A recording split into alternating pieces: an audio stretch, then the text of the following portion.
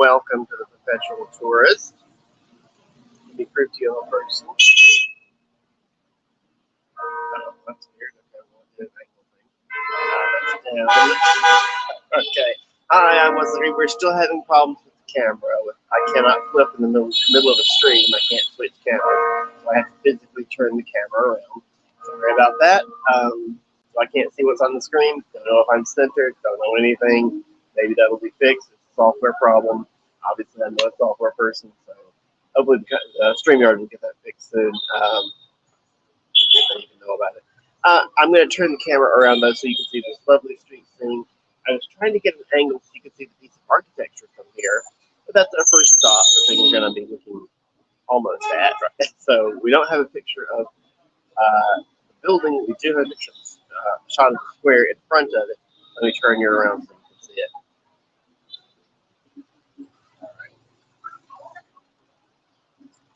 It's a lovely square. We're going to watch it here. I'm at a coffee shop called Home Cafe, and it's directly across from this public square, and it's a really great place to watch. And now the best views are from the second floor of this shop, but it is almost impossible to get. There's only two small tables on the balcony, so it's almost impossible to get that. So instead, we are just going to, I'm having a coconut coffee, by the way. Delicious. So I'm just going to let you look at the street and the square in front while I run down a few things before we get started, and I'll explain that as well, because I just thought after our last stream it was advisable to make a few changes. Let's see if I did. Oh, I probably froze the screen. Hold on, guys. Sorry. This is one of the changes we'll talk about. That it'll be next stream before I actually fix it, because I couldn't get out to do it today. Okay, here we go. All right. So, no, I probably should try some music on. Let me do that. I'm going to turn some music on for you guys. Nice background music. I downloaded some stuff, and I don't know if it's which I want to listen to. Let me turn it down because I do need to talk. Okay, good. I should start in a minute. Okay.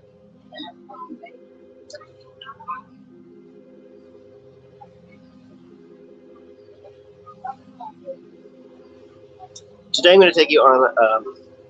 First, what I'm going to do, I want to introduce the episode, tell you what we're going to do today. Yeah, that's important. Oh my God, there's some two hairs down in mine. Maybe watch him come here. That's gross. I'm not usually grossed out by hairs, but when you keep pulling them out. Anyway, okay, sorry about that. Today is Colonial architecture. Let's explore Hanoi's colonial architecture, from elegant villas to grand government buildings. French influence is an undeniable mark on Hanoi's cityscape. Over the next few hours, we'll be strolling through charming streets, admiring unique architectural styles and covering the story of these beautiful structures. Whether you're a history buff or simply an architecture enthusiast, this stream is for you. Got a cup of coffee, and we're going to be transported to a different era as we explore the legacy of French colonial architecture in Hanoi. Don't forget to drop a comment in chat. No, wait, right now. Okay.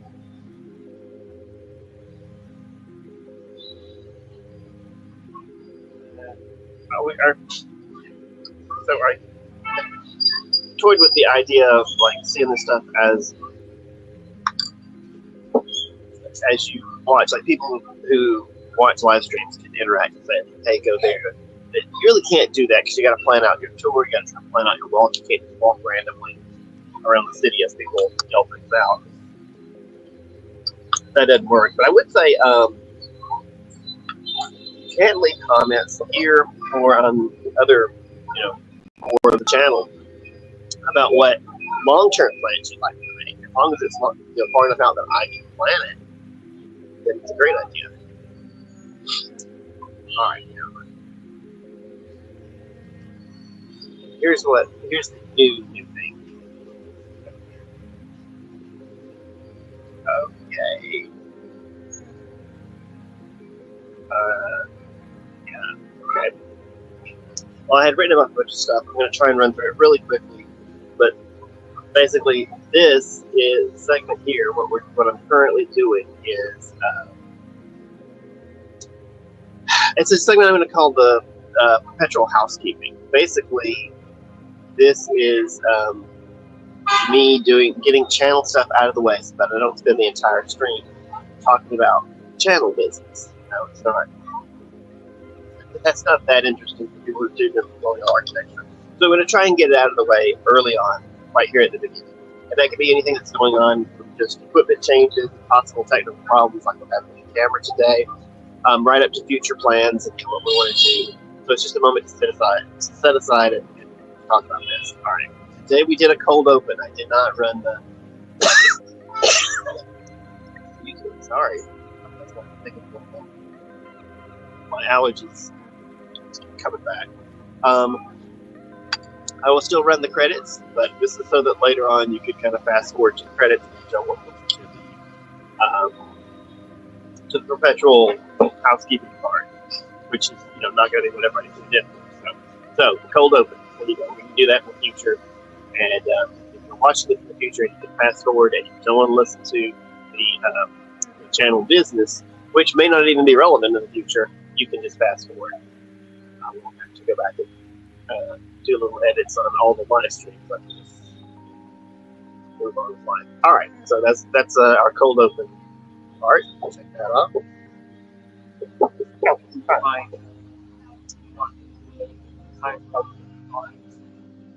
Oh, no. Oh, okay, great. Awesome. It's very surprising when it's hot.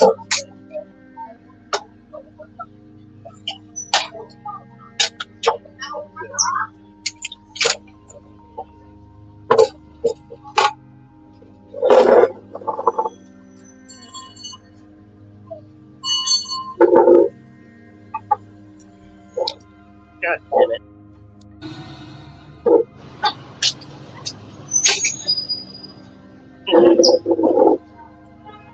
I mean, thanks.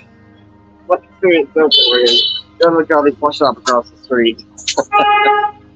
The coffee is less airy in there.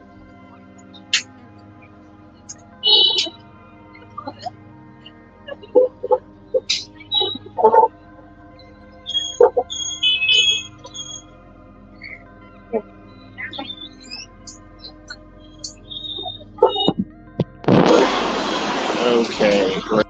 Terrific.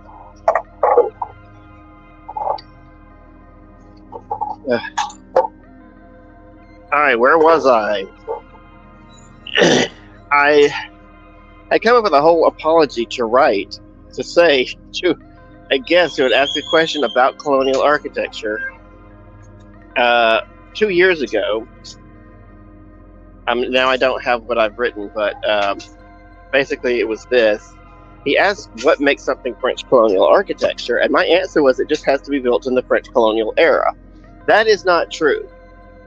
French colonial architecture, as we'll see today, has many characteristics which define it as French colonial architecture, and there was plenty built in the French colonial era, the era of French colonization here in Southeast Asia,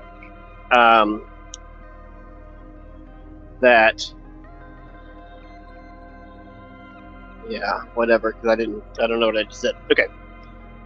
But there you go. It has to have the characteristics of French colonial architecture. It can't just have been built in that era, because the French colonial era stretches all the way into the 20th century, which means, a lot of Art Deco stuff, especially in Phnom Penh, was built during the French colonial era, but it's not French colonial style. I'm trying to down this coffee so we can go. Okay, check that off. Terrific. Let's go. Now, it's hard to prove it from this segment, but I'm going to try and talk less. I'm going to try and get my commentary here in at the beginning in the future, and yeah, try and get that in and just say what I have to say in the beginning, and then keep my mouth shut except for just essential narration, including today talking about the building. So I will be talking, but I'm just going to tell you about the building, and then we're going to move on. On our last stream, I just had verbal diarrhea the entire time. I could not stop myself from talking, so I realized that's not the greatest thing. So I'm going to let you look at stuff, maybe play some music, and start to talk about each building. And there you have it. Check that off. I was going to ask for suggestions since there's nobody watching and Erica's not here. I do have to get a new piece of equipment so that this runs a little bit smoother. It's going to be another tablet, or maybe run on a 2-phone system so that I can pay for things and look things up and get maps directions without freezing the stream. So, but that's a moot point now because I'm going to do it today, and there's nobody here. So I just wanted to mention, hopefully that'll increase the smoothness of operations on future streams. And I think that was it. That was all of our business today. So get ready now. We are ready to do some French colonial architecture. Hope you're...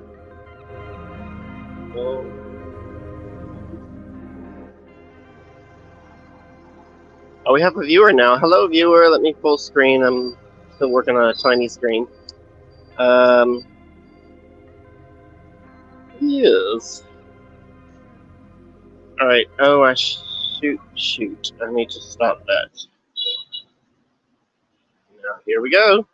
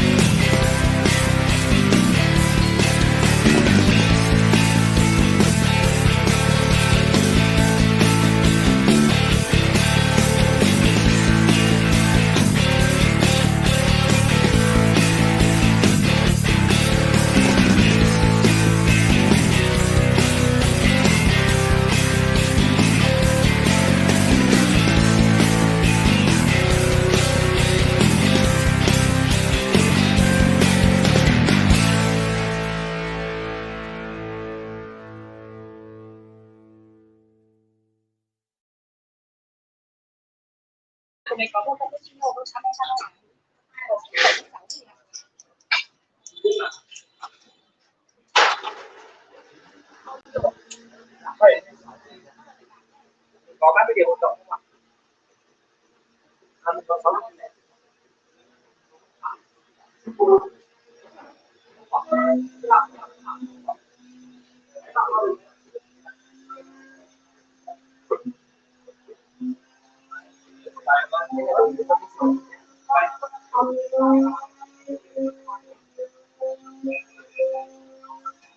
just waiting to pay.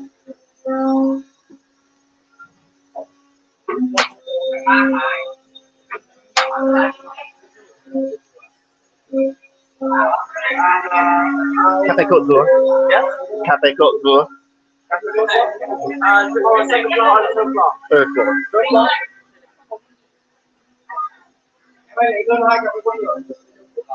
I don't really like this chain. The several chains. I think it just did Hanoi, as far as I know.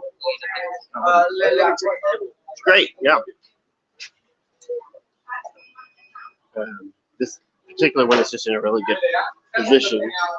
Although now I know you have to be on the second floor to get the best seats, so there's only about 2 tables. Well, I'm going to show you the coffee shop across the street. You have one small coconut coffee. That's right. Okay, that'll be 55,000. 55. Lý đó anh bảo mà. 5,000 more. Okay. Yeah. Perfect. Thank you. Sorry. Come on. I got wait for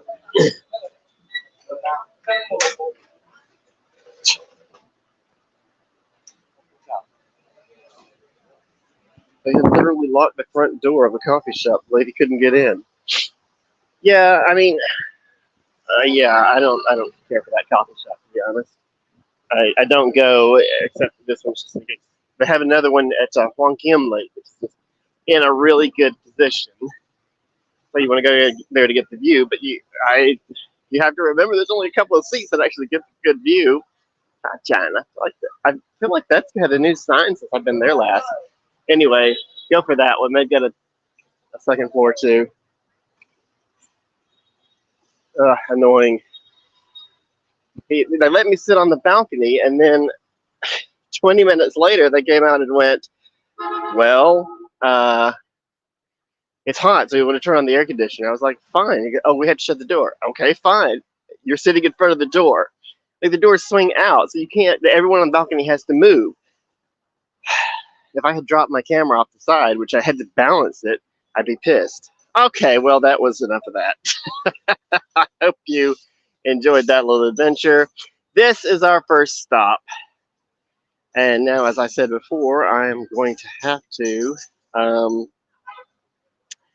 freeze the screen in order to go over and open the thing to my notes. Make notes on these. Oh, there we go. Unfortunately, it will require a undertaking to pull up the notes. This is why I want the secondary piece of equipment for this.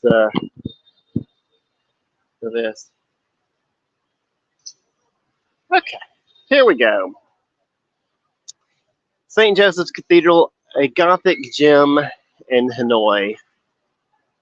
Standing tall amidst Hanoi's bustling streets, St. Joseph's Cathedral is a captivating landmark and a testament to the influence of French colonial architecture in the city. Construction began in 1886 and was completed in 1898. The design, spearheaded by French architects, drew inspiration from the Notre Dame Cathedral in Paris, creating a distinctly European feel in Hanoi.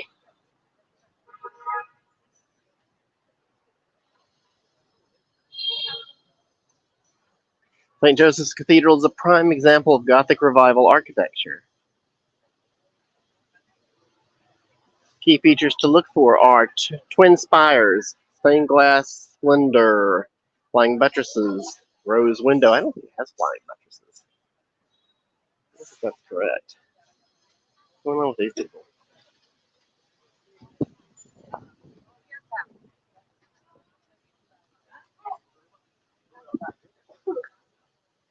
The two towering spires, reaching 69 meters, dominate the skyline, are a defining characteristic of Gothic architecture. The vibrant stained glass windows depict biblical scenes, adding color and light to the cathedral's interior. The back is open. We're going to see if we can go inside. That would be cool. It says they're flying buttresses. I don't think that's correct. I don't know where we got that. These external arches, a hallmark of Gothic design, provide structural support and add a touch of grandeur. That is, the Notre Dame Cathedral in Paris has flying buttresses, but as you can see, there are no external pieces that hold this up, and wouldn't be necessary because this was built in a time when that feature wasn't required to hold up these large spans. This was built in the modern era. So sorry about that. The large Circular window above the main entrance features intricate tracery, a common Gothic element. Step inside the cathedral to discover a peaceful sanctuary. Let's see. Again, no food, drink, no hat, no smoking, no cell phone, no flash photography.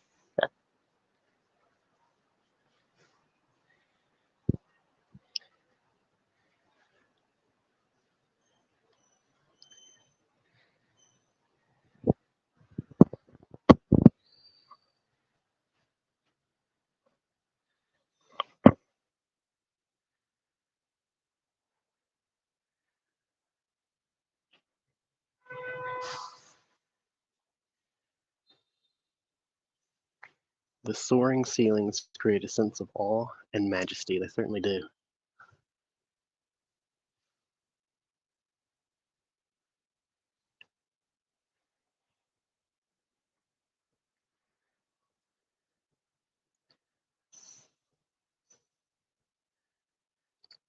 Sculptures and paintings biblical figures and stories, depicting biblical figures and stories adorn the interior walls.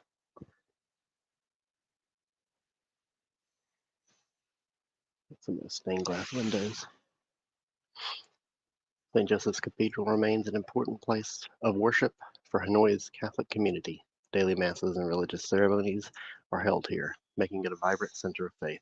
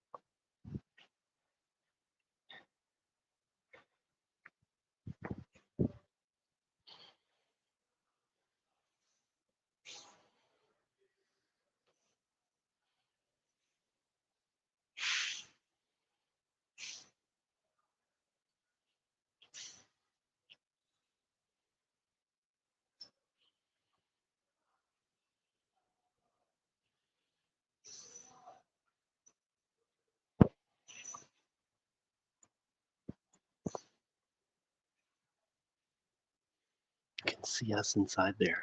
Haha.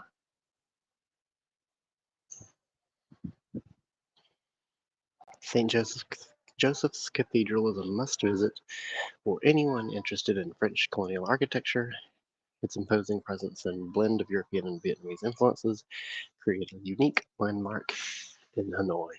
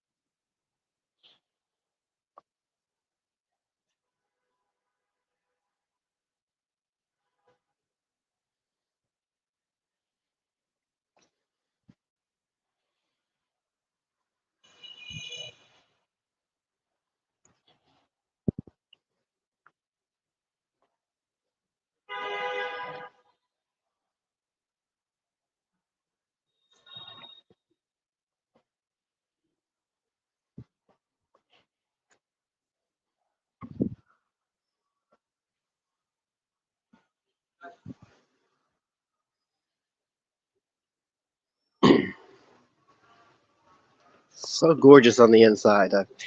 The outside of this cathedral is very deceiving. Let's walk around the back and then we'll move on to our next stop. It's the church store.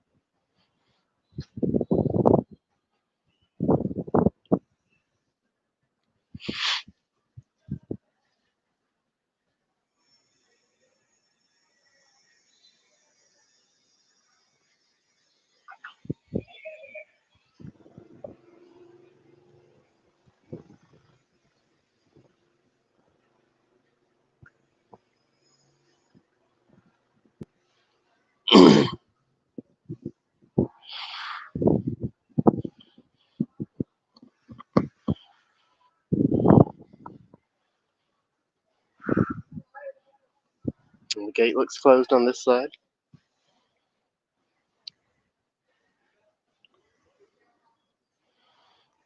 But I'm going to freeze the screen for a second so I can get our next location.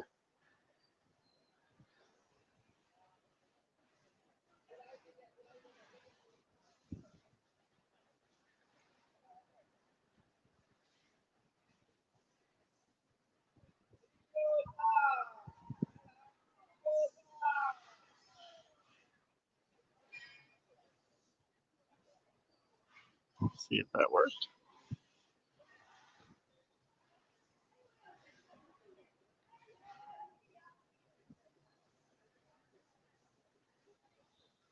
Okay.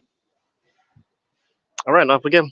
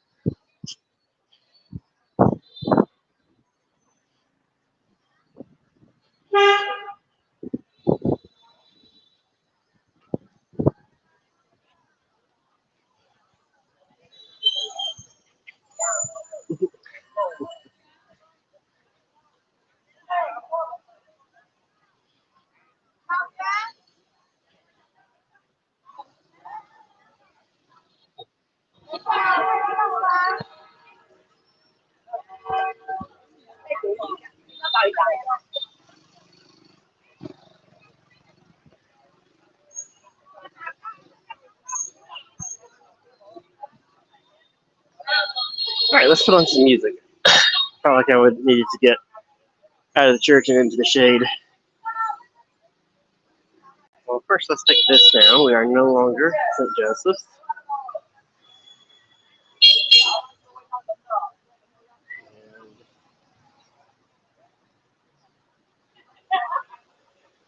Got some music I listened to earlier.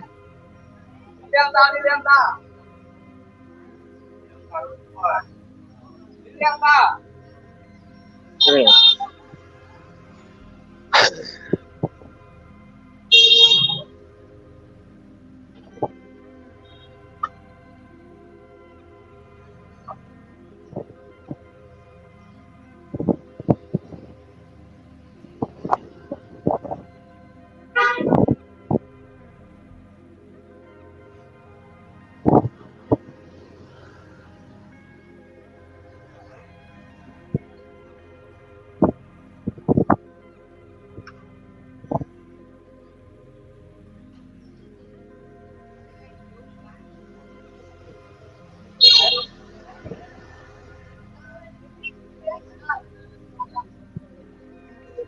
I'm Muslim.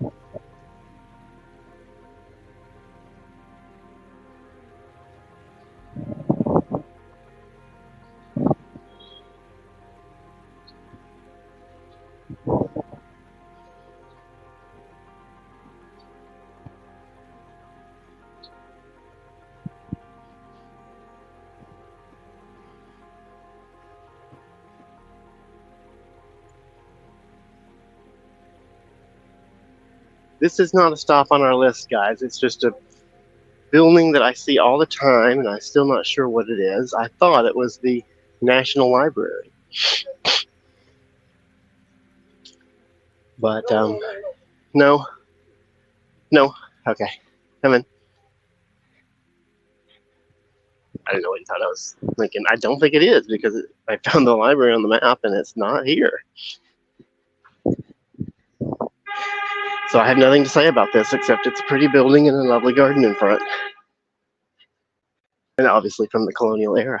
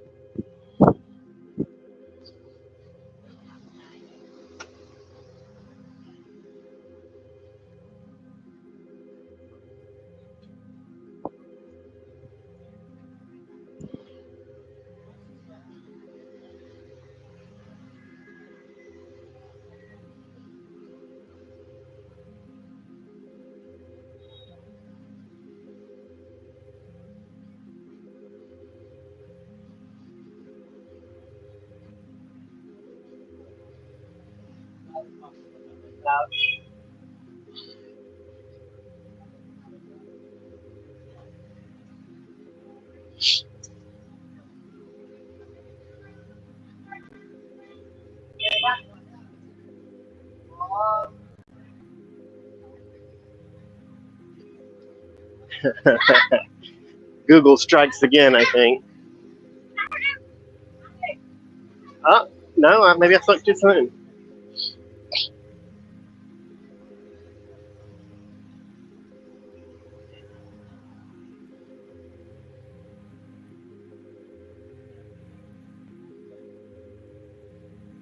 That's pretty impressive across the street. That could certainly be it.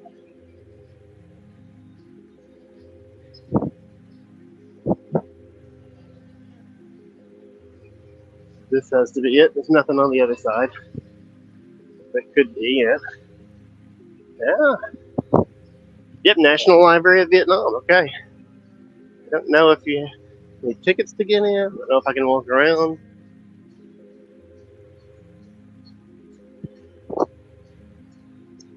Nobody seems to mind.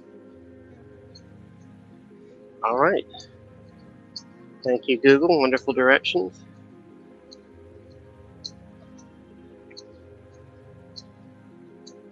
Now we're going to freeze again. Sorry.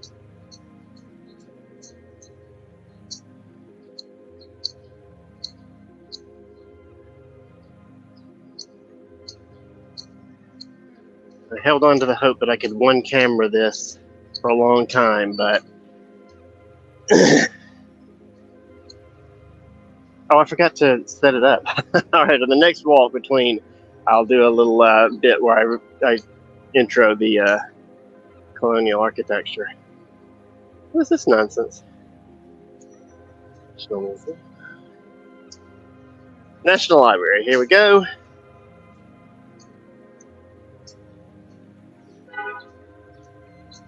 Great.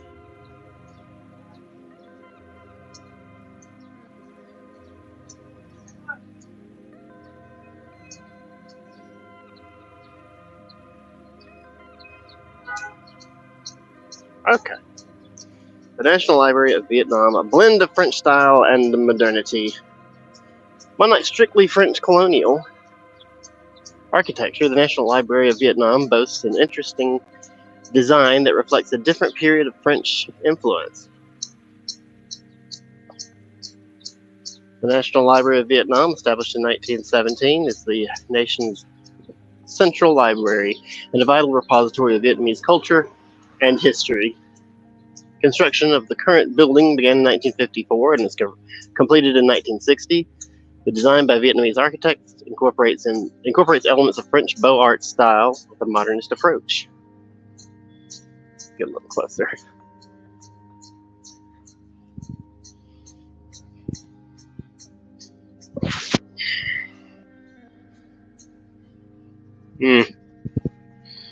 Pouring sweat.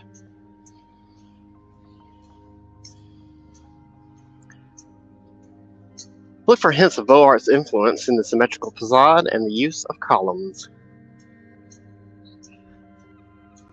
Yep, I do see columns and symmetry. Got it. See it right here. The overall structure reflects a modernist approach with clean lines and a focus on functionality as a library building. It's probably worth doing a side note here. You'll see several of the stops on this tour not French colonial. Most are, but not all.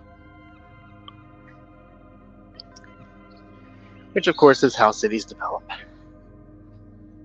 While the overall design is French-inspired, some argue that the use of large windows and open spaces plays homage to the traditional Vietnamese architecture known for its connection to nature. It says the National Library is not typically open to tourists. However, you can still appreciate the architecture from the outside and share some interesting facts. That door was standing wide open. Let's just see. Let's see if they'll let us shoot.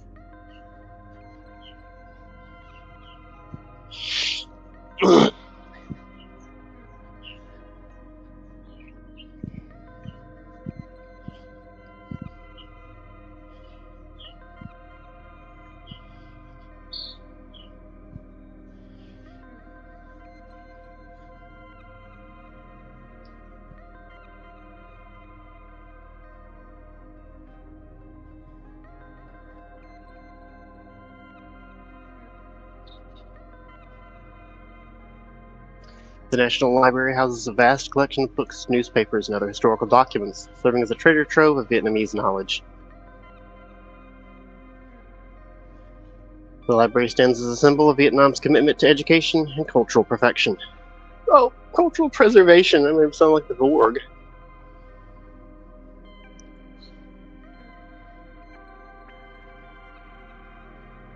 What? Lovely building. It said this one was built in '56. I think that's a library member's point. Okay.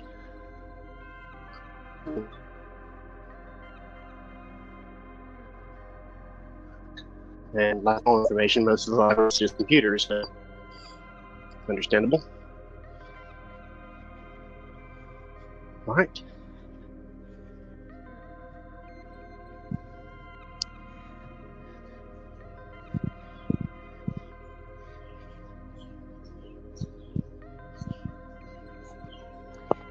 I'm going to try and speak loud, but I was in the library. So that's my excuse.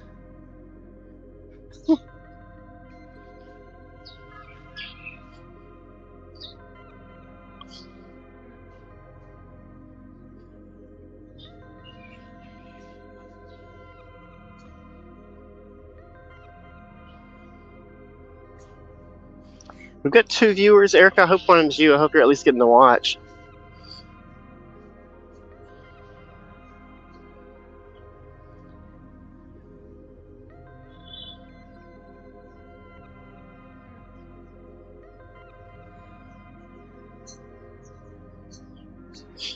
Okay, back out the way we came.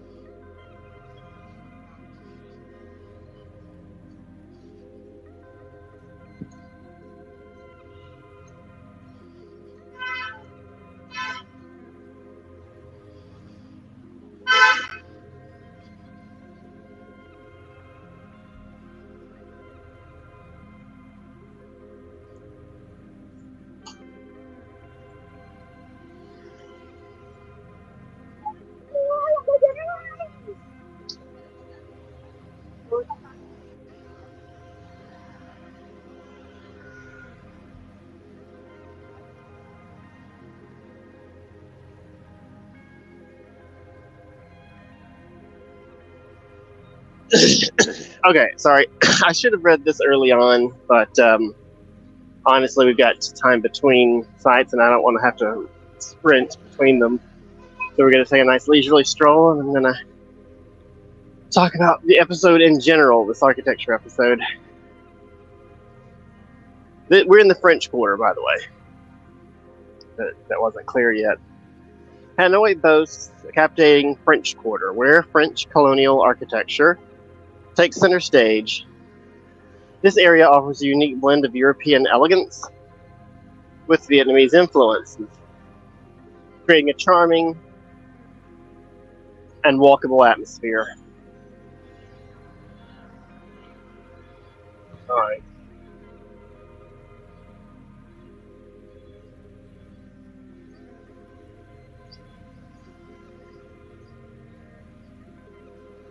We're going to see architecture such as neoclassical, like the Hanoi Opera House, Art Deco, like the State Bank of Vietnam, and Indochine style, such as the Vietnam National Museum of History.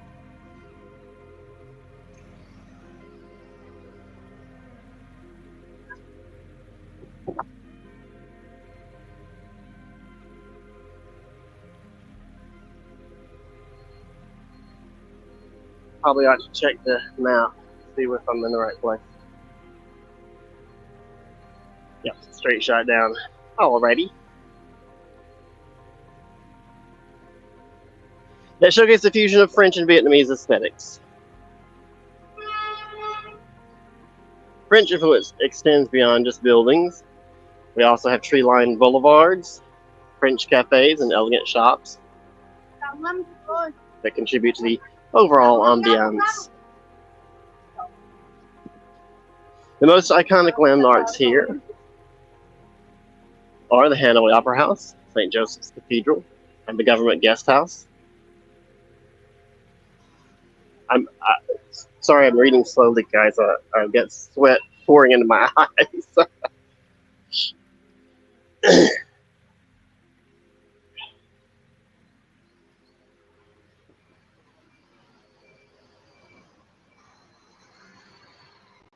If you know of any lesser-known examples of French colonial architecture, please leave them in the comments. You will find, most of the French Quarter is French colonial buildings. They're still here and still gorgeous. There are walking tours that you can get to do this. I recommend those.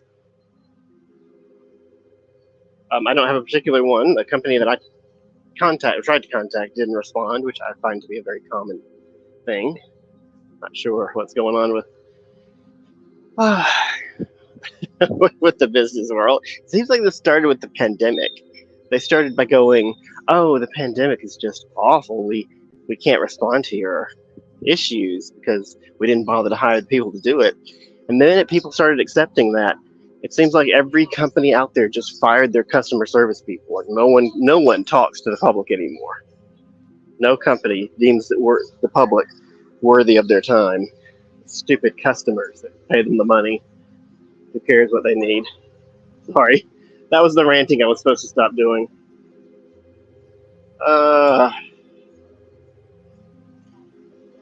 These buildings aren't just historical remnants, but many house government offices, restaurants, and cafes, allowing visitors to experience the French colonial era firsthand. French colonial architecture sits alongside traditional Vietnamese architecture, offering a glimpse into the city's rich and layered history.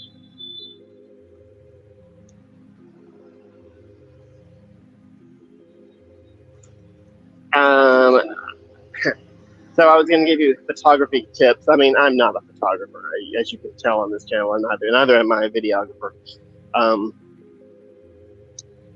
But I can tell you the standard advice is get your pictures at sunup, sundown, and I say noon. I never hear anyone else say noon, but that's when shadows are minimized. Of course, the sun is at its brightest as well, so the shadows are at their strongest but smallest. And if you want to get shadows because you love drama or you don't care, hi. I'm sort of always interested in capturing things as they actually are, so I don't follow that photography advice. Also, I ain't getting up at sun up anyway, so that cuts off half the time. All right.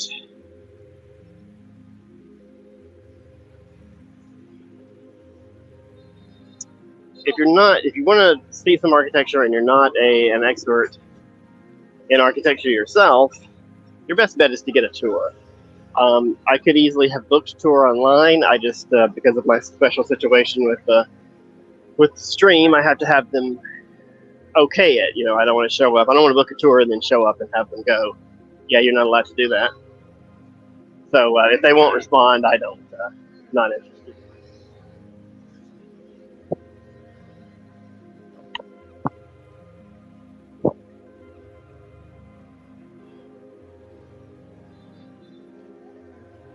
Okay.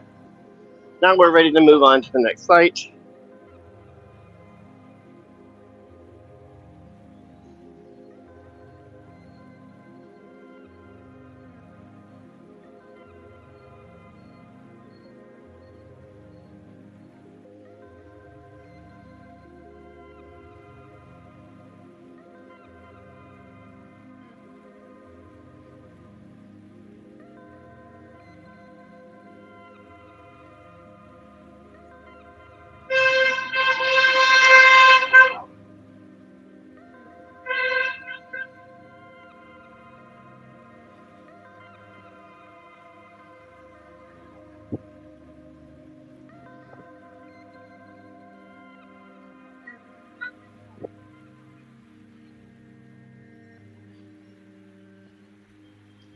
I should probably stop and show you how many of these stores are just fancy pants stores, fancy clothing stores.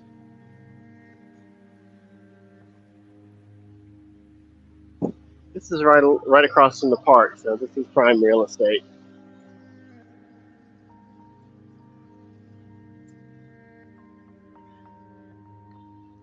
I don't know what that is. Hotel, maybe? Spa? Boutique? Boutique what? Fancy bakery.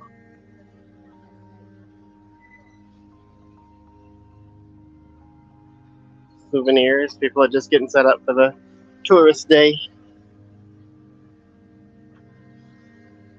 This is, I would say the lake is probably the center of tourism in Hanoi. Fine jewelry.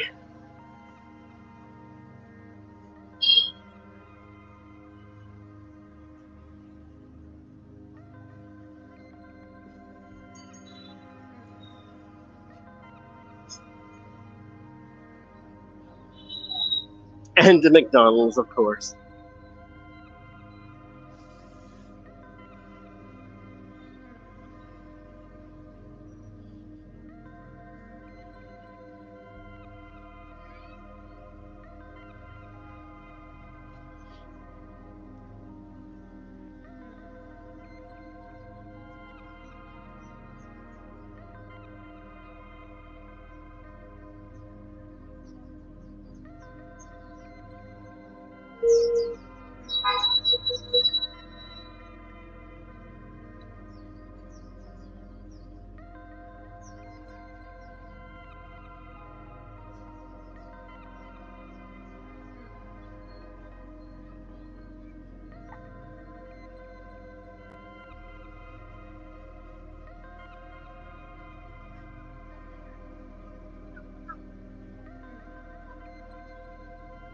Should have gotten the front of that SUV, incidentally.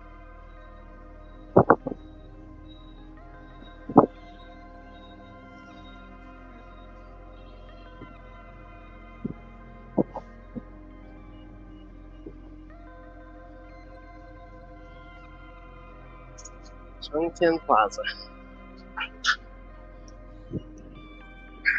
It's also the name of the the ice cream shop, famous ice cream shop on that block.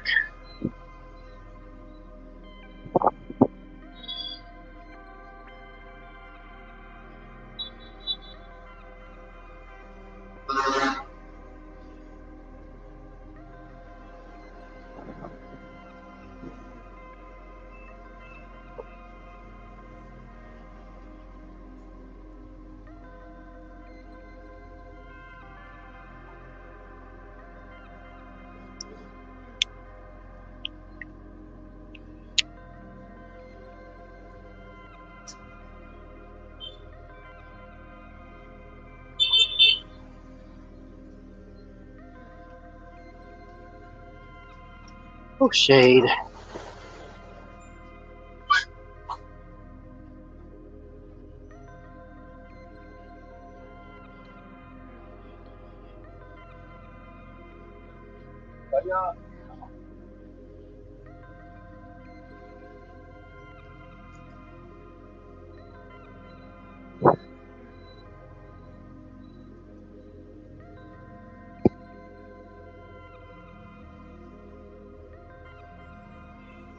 Wait, did I go the right way? I can't use the small.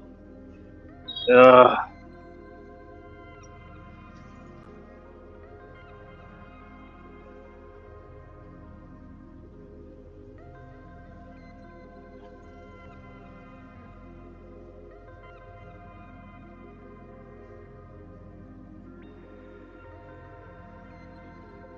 Sorry guys, this is why I need a two-phone system.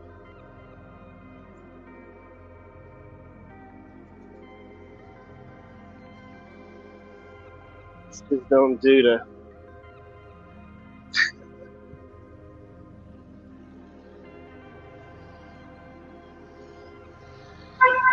They just don't do to try and do it all on one phone. I just don't. I don't have enough screen to see what's going on.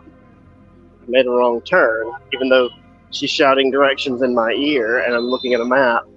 I can't see anything, and she always calls out at the wrong time, so I don't know. Anyway, yeah, that's what I'm going to do today, is to get something to be able to chew foam this. Hopefully make stuff go smoother.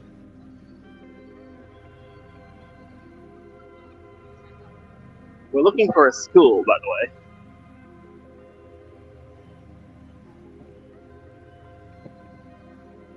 Chungvong Secondary School.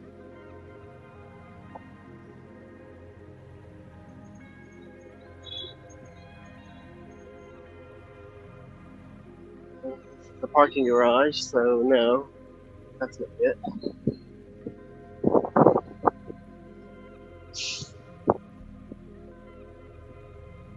This is one of those things where Google shows that you depart the road and then magically make an arc over to your destination.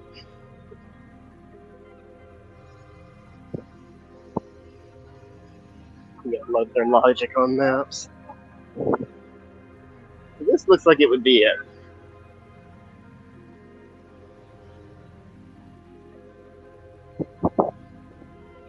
Yep, Chungvong. Now this is the school again, not open to the public. But we are going to stand in a nice shade and view it anyway.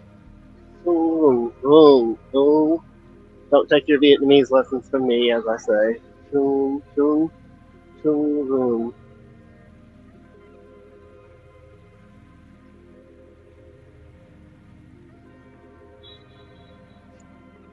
Okay, yes, we arrived. Thank you very much.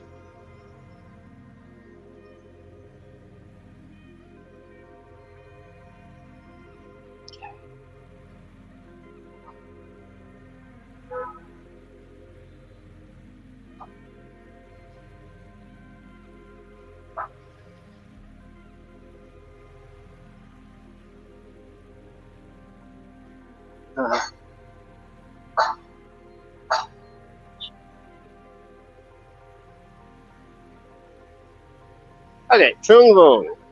Charming example of French colonial architecture. Trung Vong School holds a special place in Hanoi's architectural landscape. A legacy of education, founded in 1917 as Dong Can High School for girls, Trung Vong School has served as a prestigious educational institution for over a century. This might be just the best place to view from anyway. The school building exemplifies French colonial architecture characterized by its red tile roof. The vibrant red tiles on the roof are a classic feature of French colonial buildings in Vietnam. Yellow painted walls. The warm yellow facade adds a touch of elegance and complements the red roof. Large windows. These windows, with their characteristic shutters, allow for natural light and ventilation, a common feature in tropical climates. Arched doorways. The arched entryways add a touch of grandeur to the school's entrance. A blend of styles. While the overall design leans towards French colonial, some argue that the symmetrical layout and use of courtyards might hint at subtle influences from traditional Vietnamese architecture. Today, Trung Vong School continues its educational mission, fostering a vibrant learning environment for students. As Trung Vong School is a functioning institution, it might not be possible to enter the building, example, to take a close look. However, you can still appreciate the architecture from the outside and share its historical significance.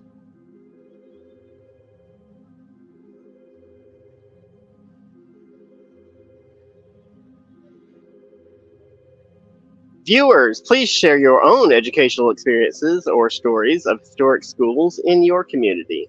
Where I grew up was, suburbia, the hell of suburbia, where history goes to die. There's no history. I think our school was built in the 70s and it was considered old and ready to be torn down.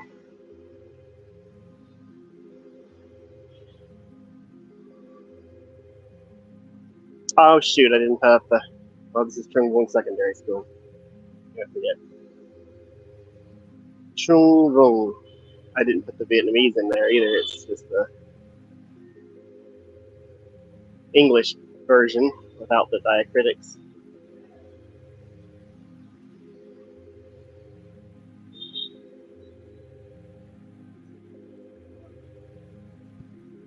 Bên nước ngoài. Bên nước ngoài.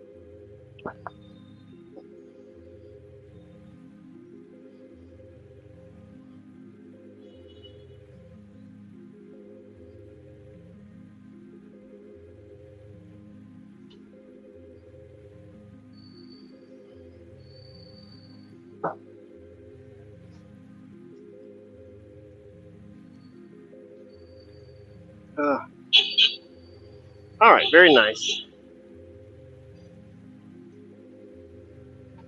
Let's move on to the next stop.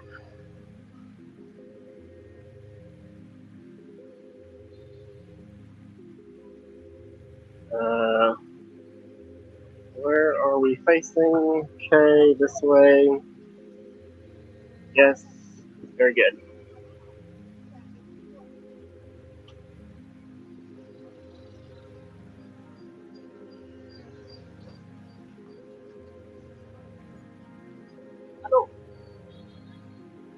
Bây giờ là thấy cái chuyện là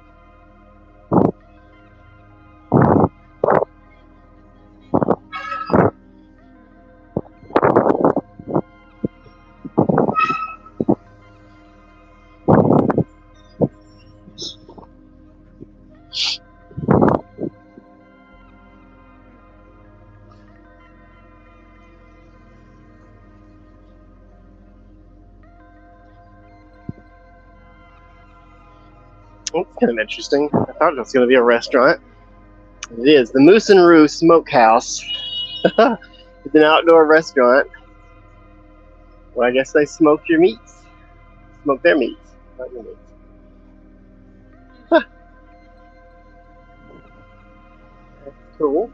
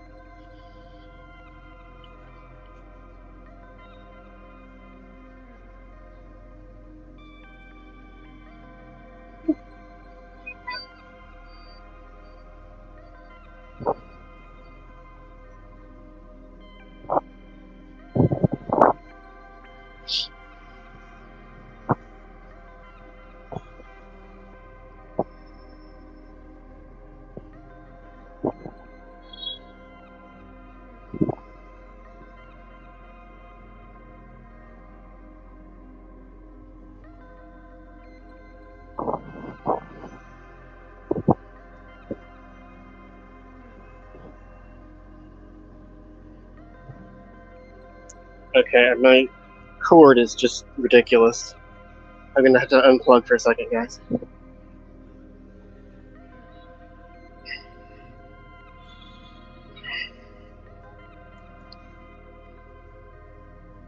Got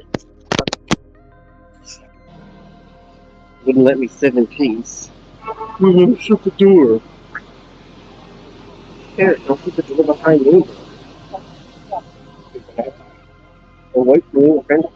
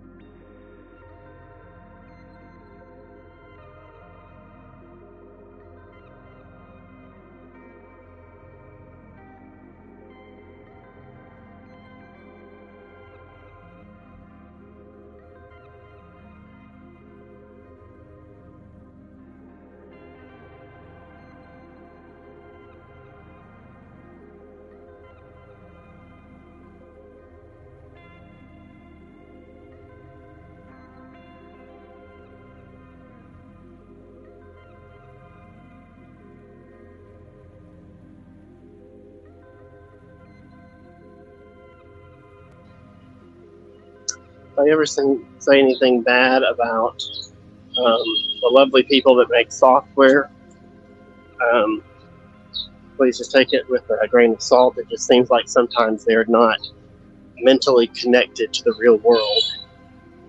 I cannot figure out what they are trying to do. I understand things crash, but then to put into your choice as the default for everything, so that every time I try to log back on after I get disconnected, I have to reset every setting. I don't understand why it would be like that. Now we're done with that. Annoying. Well, let me check the map. Oh, looks like I lost everything. Yeah, okay. Yeah, go. Go. Go. Start. Activate.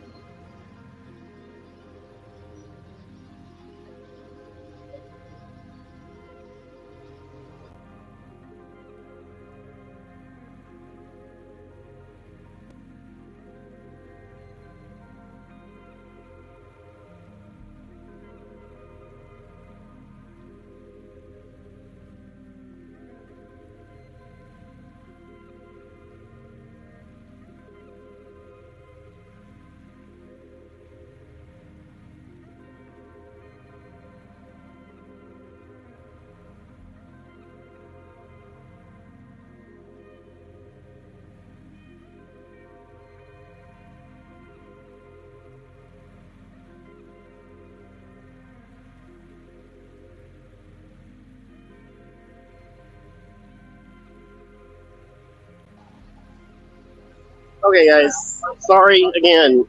Apparently, the map is what's causing the the crash. So I don't.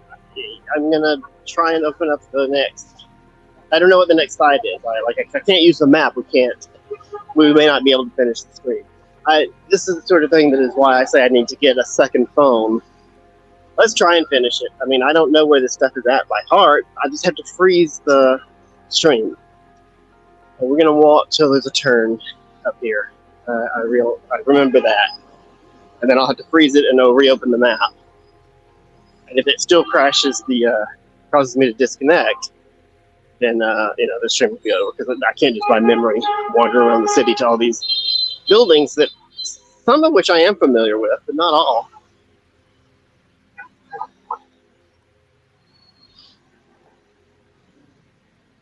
This is what I say.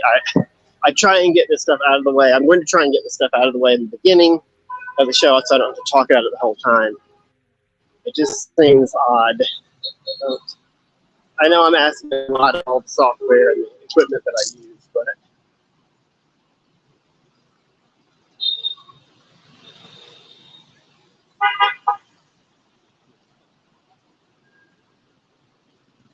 Jesus Christ, jackasses.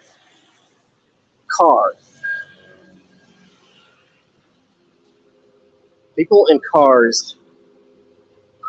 Normal people shouldn't. Actually, nobody should be allowed to drive, but they're just ridiculous.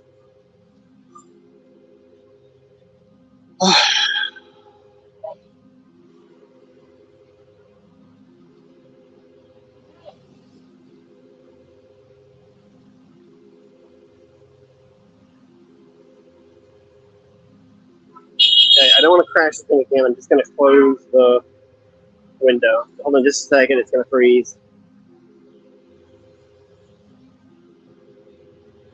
Where the fuck did the windows go? God damn these idiots. Fuck you. God damn it. Everything closes.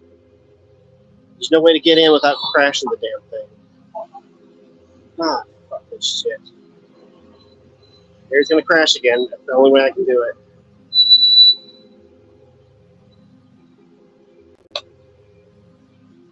Yeah, we're somewhere in North America. Good call. I mean, not North America. Why is it pointed at North America? Alright. You can probably still hear me. I'm going to try to plot our course again. Let's see. Okay, straight ahead, I think. Although I don't know which way it came from, to be honest.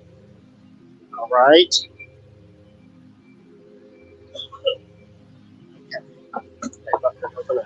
Alright, great. We're on our way. You may still be listening to music, by the way, if you're on.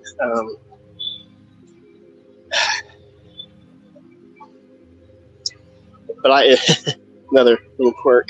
Once it crashes the first time, I can't hear the music anymore, so I don't know if you are or not.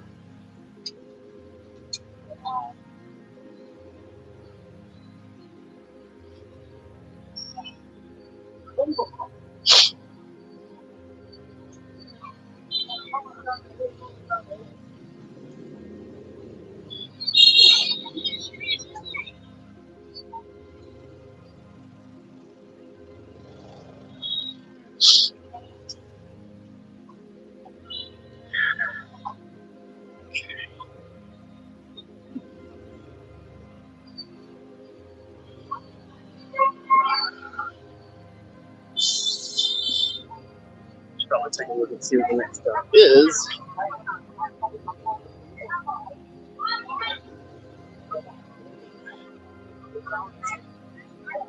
Okay.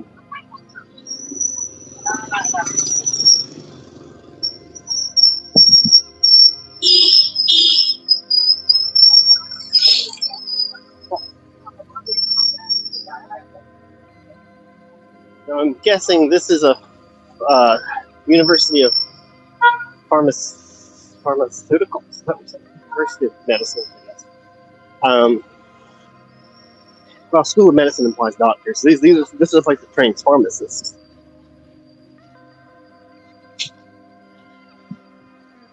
Oh, here we go.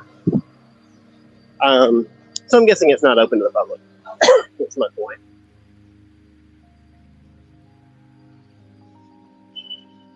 So, get in the shade. Okay.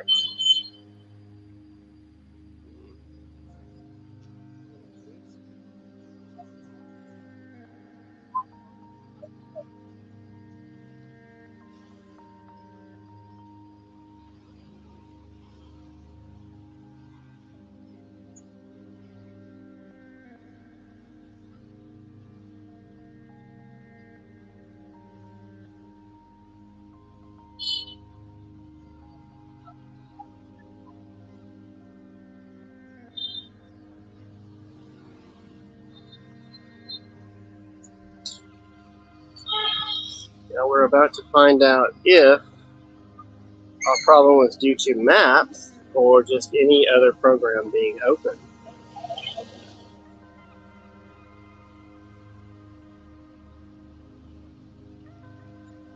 Okay, Hanoi University of Pharmacy. Historical surprise, this is not French Colonial. The Hanoi University of Pharmacy might surprise you.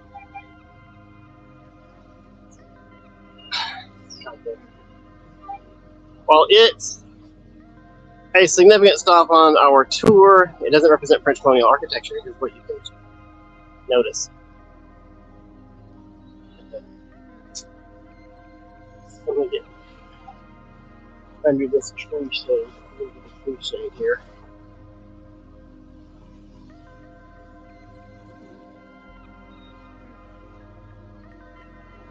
Center of Pharmaceutical Excellence. Founded in 1902, Hanoi University of Pharmacy is the oldest institution of its kind in Vietnam. It holds a prestigious reputation for education and research in the field of pharmacy. While initially planned for a French colonial architectural style, the university building we see today doesn't quite fit that mold. Here's the interesting twist. It has origins in the Indochina Medical School. The university traces its roots back to the Faculty of Pharmacy of the Indochina Medical School, established by the French government in 1902. There's limited information available about the planned architectural style for university buildings. However, university historical records suggest the French may have intended a colonial design. The reason the final design deviated from a French colonial style remains unclear. The current buildings likely reflect a more practical and functional approach to accommodate the needs of a university focused on science and pharmacy.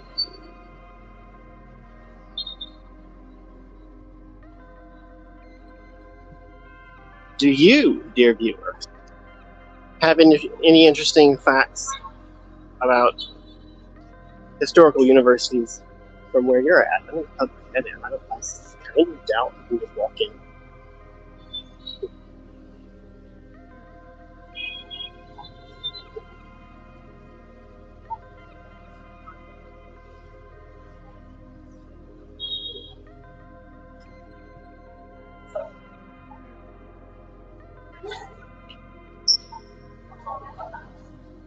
I'm just gonna stand here in the doorway, shoot the room. It's gorgeous.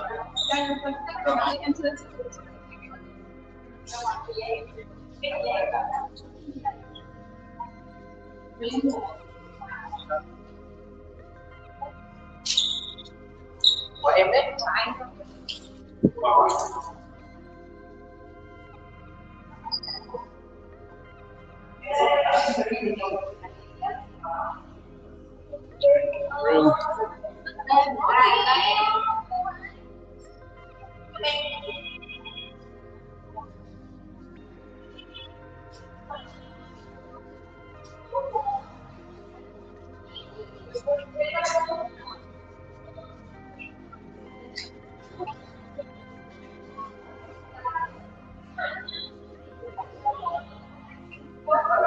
It's theater, it says. Alright, well, nobody's telling us to leave, so I'm just going to keep going. Just with the big open windows. This is a great way to ventilate. You can imagine the world before air conditioning.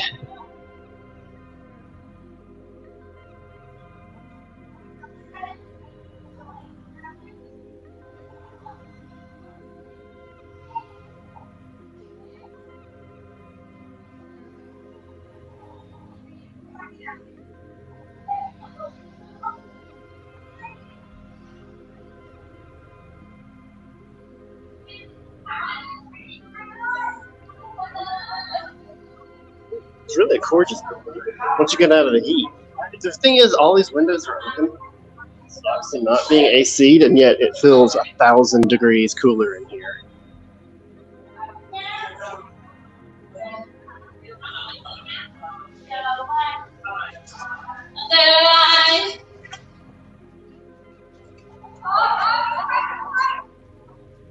This is June, so people are graduating, I guess, in the school year.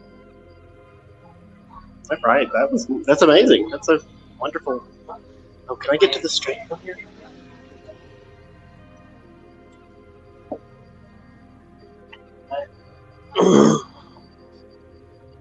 Alright, what a gorgeous piece of architecture. What a difference it made being in there just to cool off. I mean, I know you can't tell that, but let me tell you. Whew. It's insane hot out here. Alright, so let me grab up the, let me switch over to the map. Bring to your screen for a second.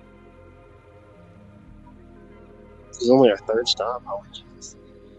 Okay, we gotta get it back out and head back towards the Opera House.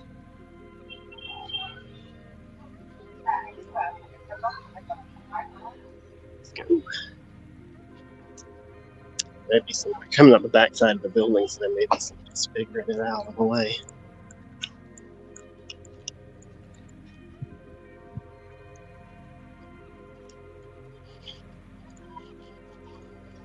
Nope, maybe I can't get out this way.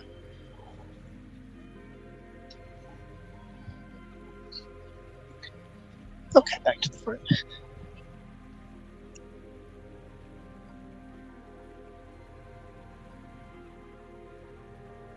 Out the front, I should say.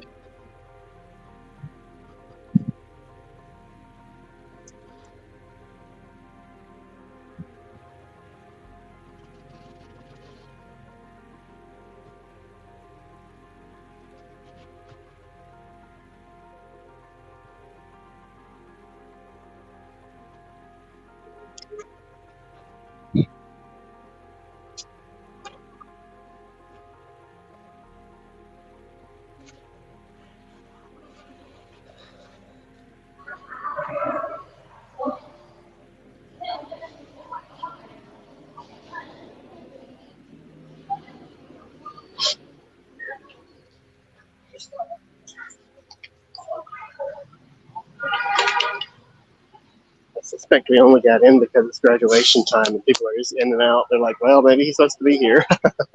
I mean, it's a big university. It's not like it's a gated entry. But I suspect most of the time the doors are closed, except to students.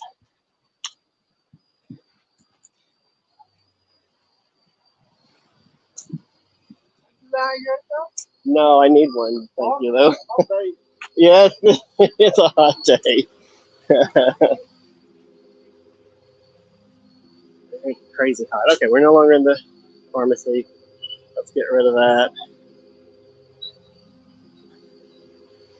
I just deleted something I wasn't supposed to. Why? So the next thing is the Hanoi Opera House. You won't get too confused. It's not the worst thing in the world. But I did have had a banner for that. Not anymore.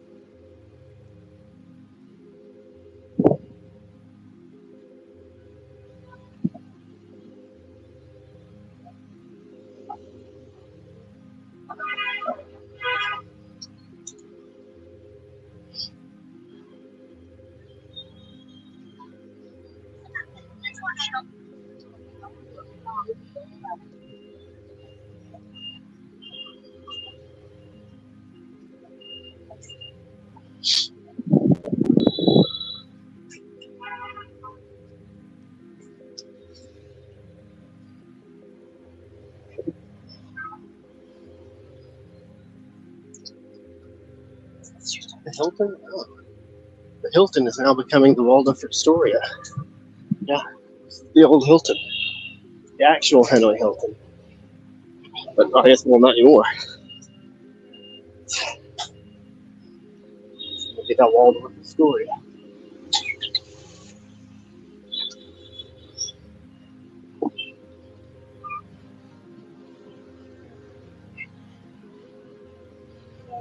Hi.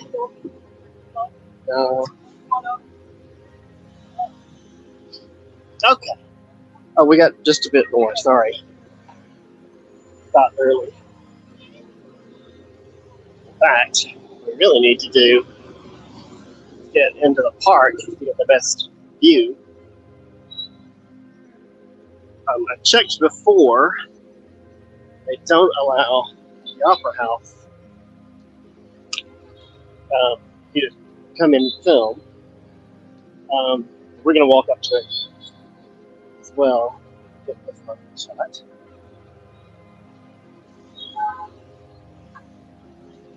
Okay. And I'm going to stand here and see if I have any notes about this.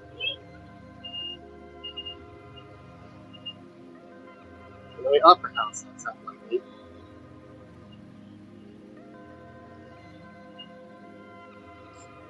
Try and reopen the sweatier my fingers gets, the harder it gets to switch to do anything on the camera, honestly. Oh, now it's got to open something it wanted me to open.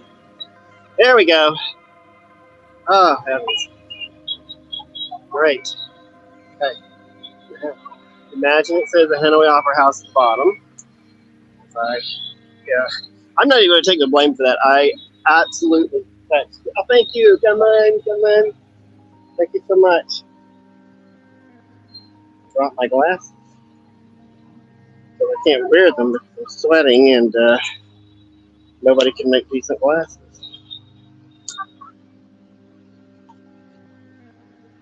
Alright. So imagine it says Hanoi Opera House. This one is gorgeous. Oh, I can't see a thing. I'm just going to open something and hope to see it. Oh, it was that good. A majestic stage for Vietnamese culture. The Hanoi Opera House is undoubtedly the crown jewel of French colonial architecture in Hanoi. Prepare to be dazzled by its grandeur and rich history. I agree, at least on the grandeur part.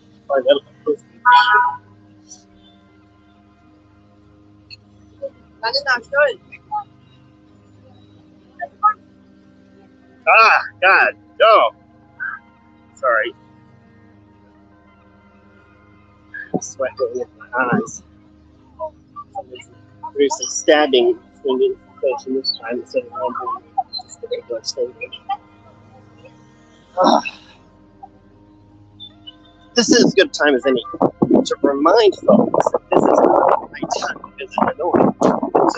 It's just lovely.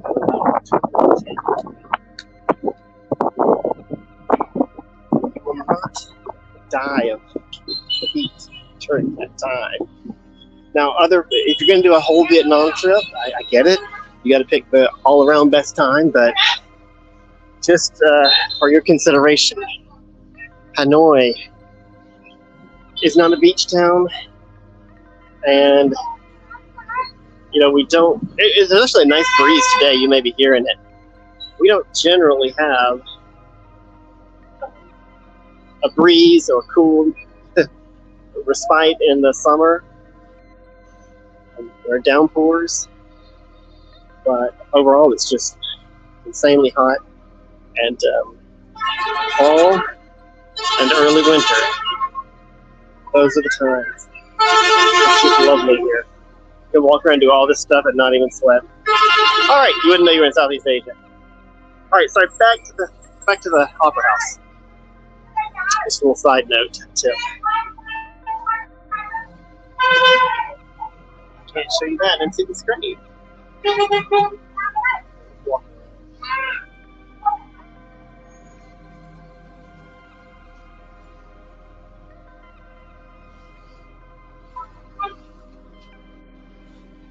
Inaugurated in 1911, the Hanoi Opera House was modeled after the Palais Garnier, famed opera house in Paris. French architects meticulously designed it as a centerpiece of French colonial culture in Hanoi.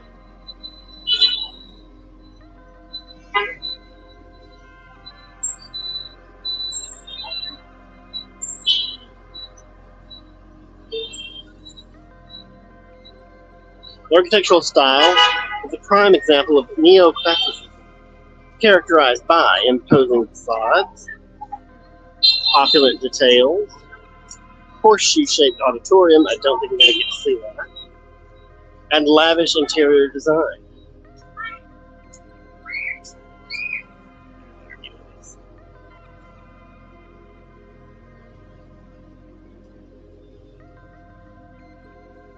Move around the exterior. The grand facade features a symmetrical layout with tall columns, creating a sense of awe.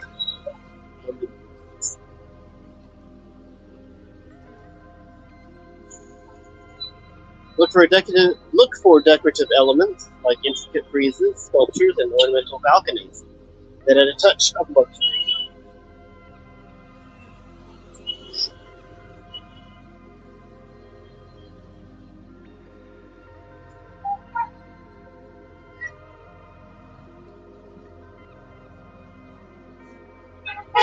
What's that?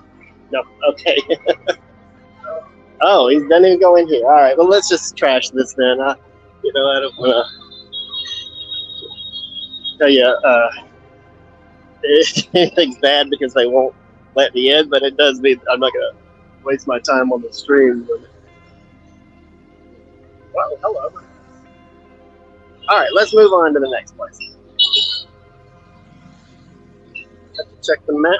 Do I have to check the map? National Museum, because I know where that's at. Okay, all right. It's not set up yet. We're not there. That's multiple times I'm in there and I'm like, boy, can I film here? Can I see the lovely sign? And they're like, nope. Get out. Not even the garden. Let's show what I can show of the outside of the building. It is a gorgeous building. How about that?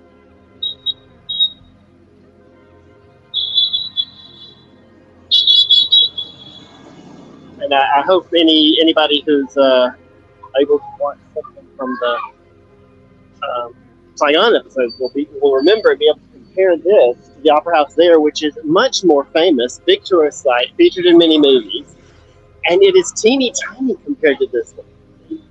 I know it's not all about the size, I get it, but still, this is like gorgeous, imposing, mammoth, and just hands off of that one, except of course you can't go in.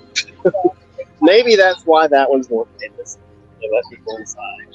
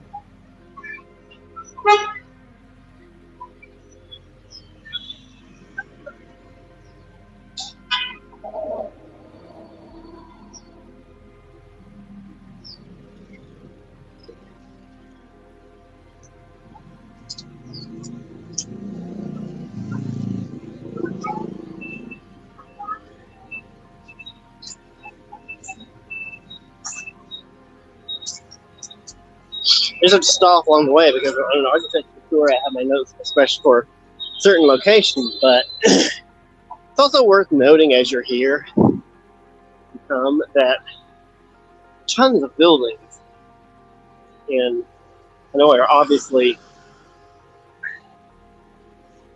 from the French colonial era. Like, I'm reluctant now to say French colonial style because I'm not a student of architecture. I'm clearly not qualified to convey anything to you that I have not researched. But these styles are actually repeated in modern buildings too. The apartment I live in is what I would call a French colonial style, but maybe it actually matches one of the others, like neoclassicism or something. But it's only about, I think the building is 20 years old, so clearly not from that era. All right, here we go. Now, to try and figure out if I can get, they're closed. Oh, they closed today. It's Monday. Oh, museums are closed on Monday. All right, that's fine as long as we can see the building.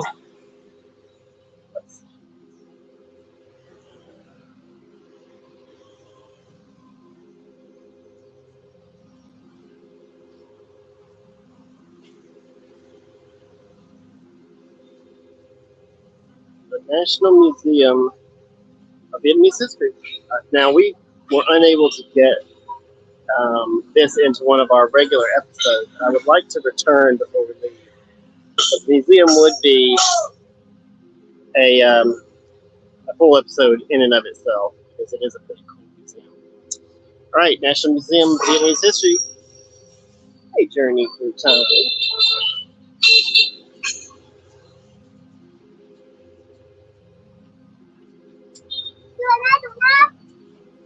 The National Museum of Vietnamese History is a captivating stop on our tour. I'm hopefully stop in the shade. I'm going to get right in here in that.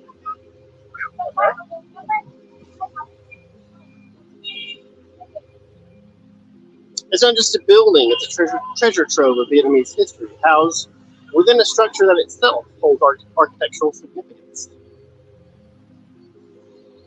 It is a haven for history buffs. Established in 1956, the National Museum of Vietnamese History offers a comprehensive exploration of Vietnam's rich past, from prehistoric times to present day.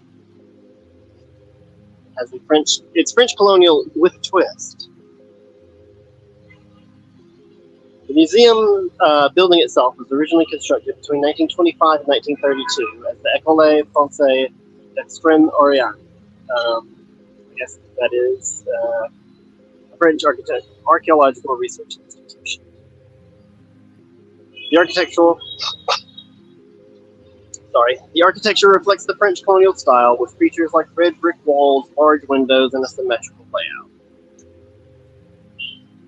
Some argue that the building also incorporates subtle elements of traditional Vietnamese architecture, such as the use of overhanging eaves and terracotta roof tiles. Following Vietnamese independence, the building was repurposed to house the National Museum of History, showcasing Vietnamese cultural heritage and national identity. The museum boasts an impressive collection of artifacts, including archaeological finds, ceramic sculptures, weaponry, and everyday objects.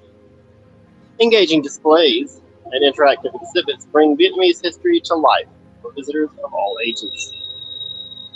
Thematic galleries explore various periods of Vietnamese history, from the rise of empires to the struggle for independence.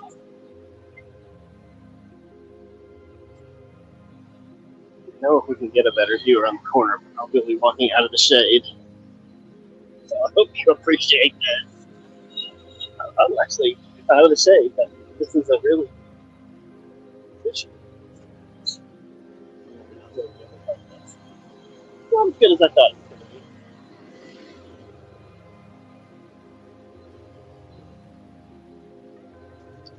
The museum provides a deeper understanding of Vietnamese culture, traditions, and social life participants.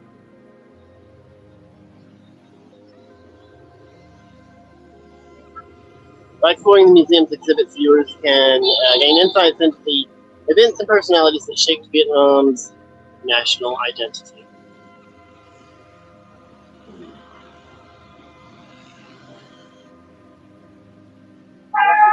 Some practical matters. Set aside enough time to explore the museum's various exhibits. We did not do that when we did our little segment. So it is a very involved museum. Look for guided tours. I haven't looked into it yet because we haven't looked into going back. But a guided tour in English would be immensely valuable in a museum like this. There's a gift shop as well, where you can purchase replicas of historical artifacts. That seems kind of weird, but maybe cool. I don't know. So, see what's in there. By combining the architectural heritage of the building with the treasures it holds, the National Museum of Vietnamese History offers a multi-layered experience for you. You gain an appreciation of both French colonial architecture and the fascinating history of Vietnam. Now let's see if I can delete this banner without deleting like 5 other banners instead. Alright, now we're going to head for the Museum of the Revolution. I also know where that's at. It is not hard to find, but it's not, I never thought it was much of an architectural piece, but it is right across the street, so I'm going to give it a try.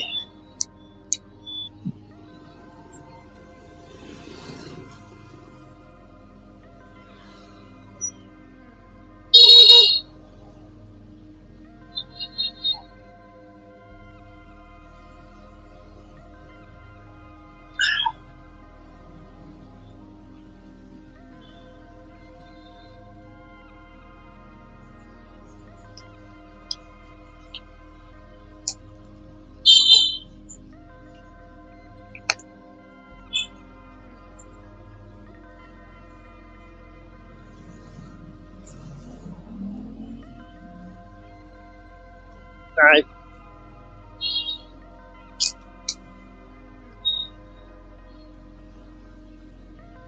I'm not sure which is supposed to be the front entrance, but this looks more like something of architectural interest, so we're going to go with this side. Maybe that when I came before, I went in the back way. I just didn't know I was doing it. Yeah, okay, so this is more architectural interest. It says on the sign, there's a shifting of, we wouldn't call it ownership because I think these are government museums, but it says Vietnam Museum, National Museum of History, which is the same name as the building we just looked at, which means it's just 2 parts of the same building, but it didn't used to be that. This used to be called the Museum of the Revolution, so you may see it in guidebooks or other material under that name. That, of course, is just part of Vietnamese history, so it makes sense that they would be together. But be aware that materials may erroneously list. This is the name it was under. Put that on the banner so you can see it.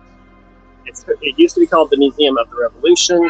It seems like that's changing, but of course, updating maps and guidebooks and all these things will take time. So just be aware it could be either one of those things. I'm also going to try and open up my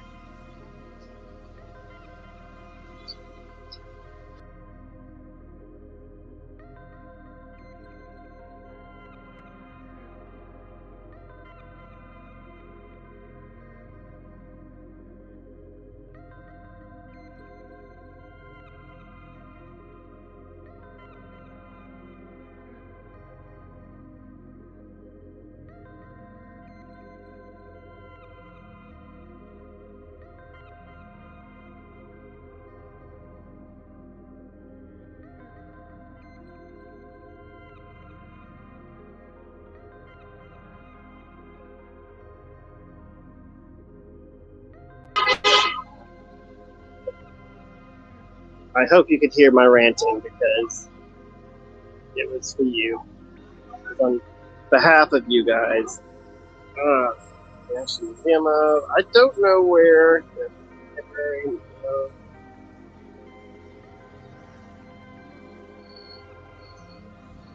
This has got to be...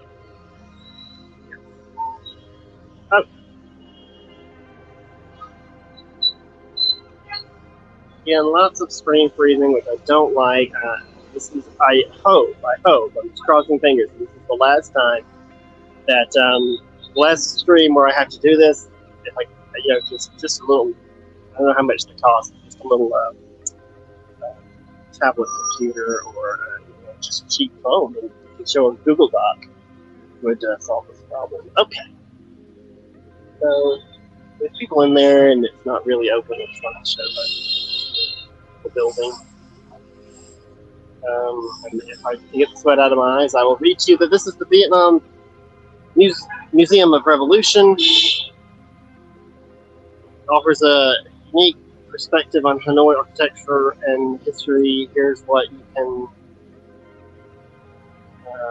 established in 1959, the Vietnam Museum of Revolution chronicles Vietnam's struggle for independence from French colonial rule and the subsequent establishment of the Socialist Republic of Vietnam. Sorry, I need to be clearer. I'm just... I can't wipe, I can't see, I get distracted. Oh, annoying. Okay, I still can't see. I really need a second phone. I know I can do it. While most stops on the tour showcase French colonial influence, the Vietnam Museum of the Revolution occupies a different architectural space.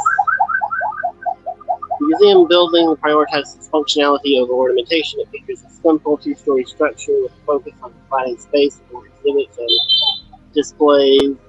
The architectural style is a departure from the grandeur of French colonial buildings. Here, the emphasis is on conveying the narrative of Vietnam's revolution. I mean, it's not an especially ornate building, I guess. Point. The museum houses a vast collection of artifacts, photographs, documents, and military equipment that tell the story of Vietnam's revolutionary struggle. Exhibits are arranged chronologically, guiding viewers through the fight against French colonialism, the Vietnamese War of Independence, and unification of North and South Vietnam. Where I pulled this from, really avoided saying the American War.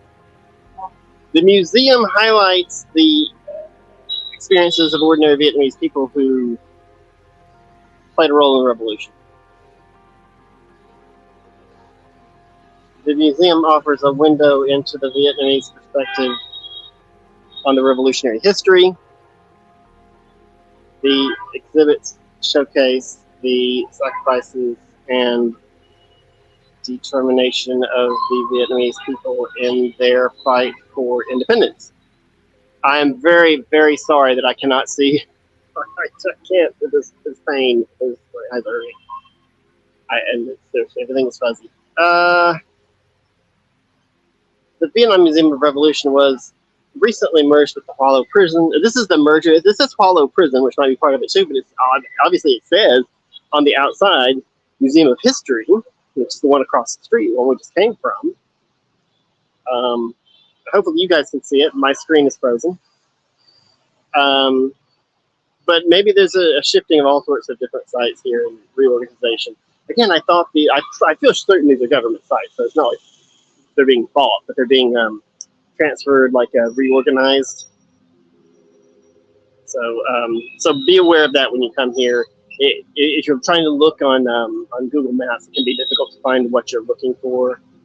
But just know that if you're at that big, gorgeous building that was across the street, that this one is across the street. So it's not that hard to find. It's right here, but it's a pretty it's not as grand a building, so it doesn't draw your attention. But it's right here on the corner. That's the main museum. And that Hollow Prison that I mentioned, that's in another part. So if it's part of it, then it's just going to be another. It's just on the other side of the French border. Please share your thoughts on the concept of revolution and national identity. Have your country had similar museums dedicated to national struggles or independence movements?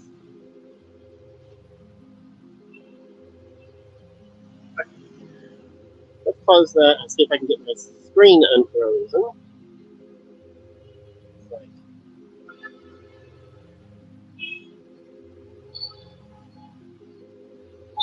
There we go. Hopefully you were looking at it the whole time. Yeah, things are in my way. This is why I can't do this on one screen. Everything is in the way of everything else. Delete that. Hopefully delete just that. Next is the Sofitel. And I think you got to walk all the way back down to the Opera House. I don't want to have to look at the map because it freezes everything. And my hands are getting so sweaty that I'm afraid I'm going to stop being able to use the phone. My finger slides across the screen. There's nothing moves.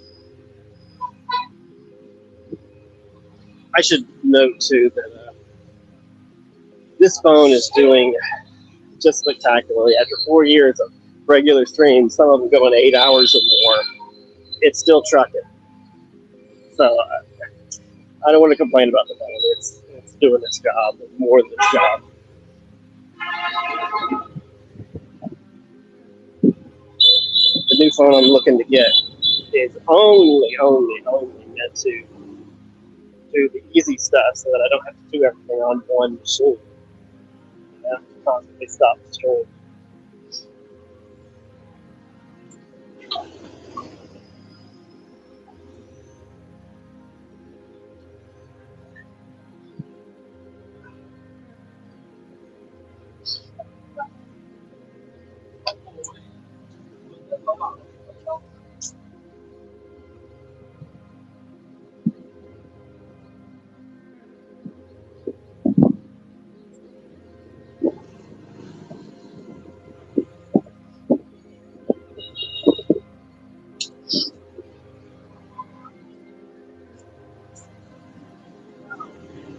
All right, my confidence has waned.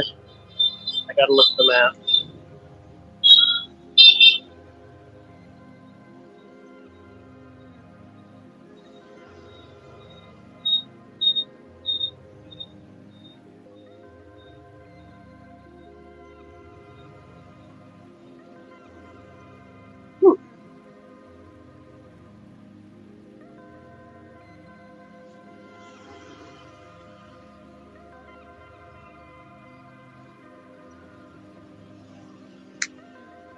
Hopefully that wasn't too much time. I don't know why the camera went off. But here I am back, so don't worry about it. We're going to wander around. So another note on the Museum of the Revolution. I do think it's worth going to, by the way. We did an episode where we went to it, and it was nice. And sobering. It goes through both the French fight for independence from France, as well as the American War. And if you're an American or French, I imagine, and you come, you will find it an emotional museum to go to, but I don't think it's an important one. And if you want to know about Vietnamese history and you're not from one of those countries, it's still an important museum. But this is the site Google brings you to after right now. Just kind of walking in the back door. And again, here it says Vietnam National Museum of History, not the Museum of the Revolution. I think it's joined with, I think it's the same thing, but it's joined as part of the regular National History. Oh, is it just better to just dart across this whole big giant open space of sunlight? Yuck. Oh.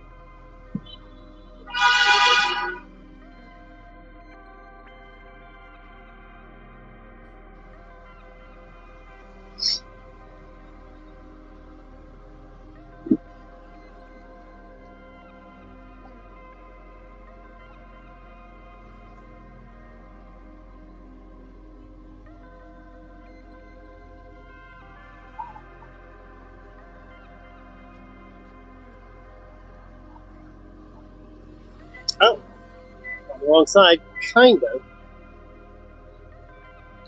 I want to note this is a fancy area. All the fanciest. So we're not going to go inside. We're going to walk around the outside because this is about architecture and because I'm sweaty and nasty. I don't want to go into that nice hotel. But this is the Sofitel Legend Metropole. Currently styled the Hotel Metropole. I think it's probably changes ownership. I don't know if it's still a Sofitel, to be totally honest. But that's not really what we are talking about today, so I'm not worried about that ownership. Unless I made notes about it and forgot that maybe. Okay, let's get the put your collar back up. Okay, oh my god, it's better here. It's a little cooler, the street's a little nicer, more trees. Okay, I can read, I can see. I literally could not see the screen before a minute ago. I didn't even do something better. Jesus. Okay. A blend of eras. Sofitel Legend Metropole Hanoi it's not my final stop at all. I don't know why I wrote that. It's a culmination of the architectural journey you've taken your viewers through.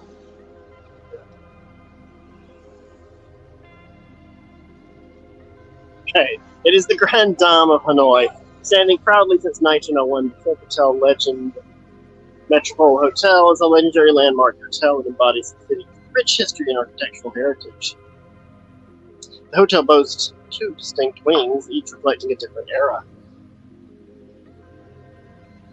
There's one wing is called the Metropole Wing. This wing, which is the original part of the hotel, showcases classic French colonial architecture, like architectural features, like red brick facade, warm red brick exterior, is a hallmark of French colonial buildings in Hanoi. Arched windows and balconies, high ceilings, and spacious rooms. These add a touch of elegance to the European flair, reminiscent of the bygone era of the old colonial grandeur. The other is called the Opera Wing. If we can get around to the corner, I don't think we're going to see both wings, and I don't know that I would recognize. I'm going to try and stay on the opposite side of the street so that I can see the whole building. You can see.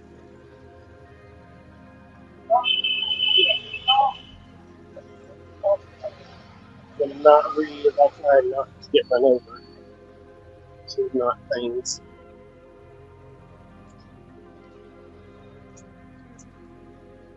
Hey. Built in the 1990s, this style pays homage. I don't know if this is the Opera Wing. Oh, I'm wrong. You can totally see it. The building wraps around the entire block. So this is one building, but if you look closely, you can see a change between the left and right side. What's on the left and right side? But I don't know which one is the Opera Wing. I guess it's the side that faces the opera. I don't know where the opera's at. But that doesn't help. Well, let's read more about it, and then we'll figure it out. Built in the 1990s, this wing reflects a more contemporary style, but pays homage to the Metropole Wing with its use of wood and classic design elements. Here, viewers might find neoclassical touches and modern amenities. Subtle nods to the classicism seen in the Metropole Wing, creating a sense of cohesion. This wing offers state-of-the-art facilities and luxurious accommodations, catering to modern travelers.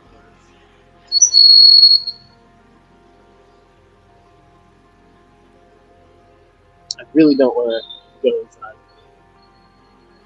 It's really sweaty and like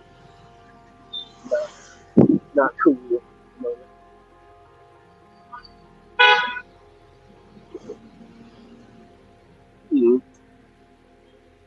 I'm going to say the one on the left is the more modern. On the right, you have small balconies. You have shuttered windows. Those are signs of an actual historical building. You can imitate that, of course, but you just don't see that at all in the left portion here. I think that would be the east-facing portion. I believe the older part. We started out on the newer part, and I read them in reverse order. Sorry about that. You just have to deal with it. I don't want too far away from it. You can't really see past the trees. Kind of got to stay in the street. This has been a haven for world leaders and celebrities. Over the years, the Sofitel legend Metropole Hanoi has hosted esteemed guests like Charlie Chaplin, Graham Greene, and Fidel Castro. Graham Greene was the one who wrote The Quiet American. We watched that movie and tried our hand at movie reviewing. I don't think it went over too well, but we could try it again sometime. The hotel isn't just a museum piece, it's a thriving establishment that blends its historical charm with modern comforts, offering guests a luxurious and unique experience. Sofitel legend Metropole Hanoi. Let's try and continue around.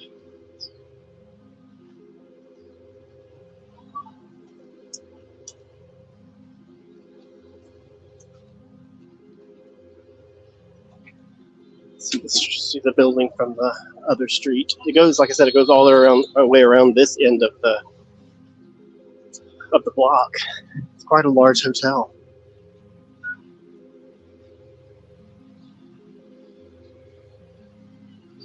Actually, let's get close. We've gotten plenty of shots from across the street. I want you guys to see the street front part of this hotel, which is also Hanoi is nice.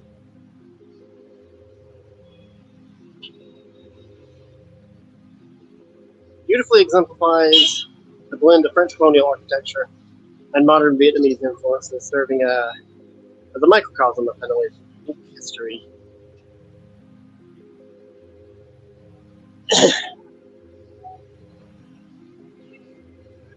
This is my call to comments, which is legit, I guess. Have you ever stayed in a historic hotel?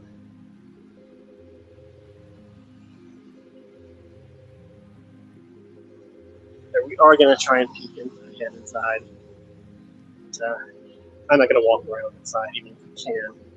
I say stuff like that, and then if I get away with it, I'm like, oh, I'm getting away with it. I go right ahead and do it. It is not currently my goal to walk around inside.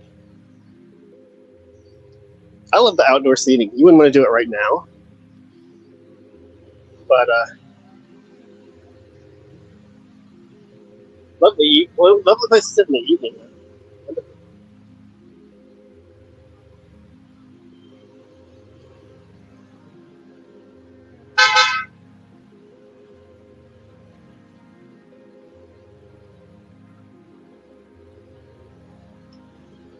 Oh, yes, it's still a Sofitel.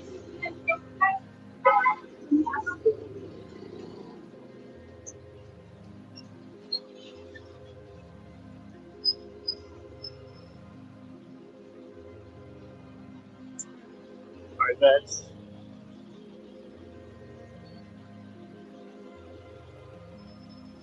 I don't think I went inside. Let's delete that and move forward. Next is the Tonkin Palace.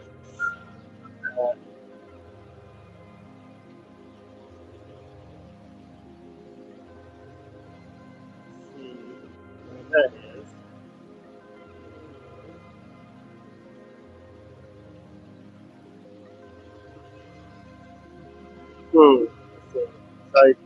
Next should not be the Tonkin Palace.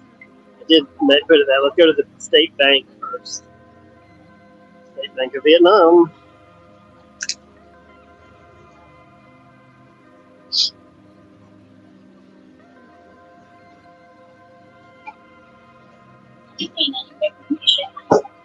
It's pretty.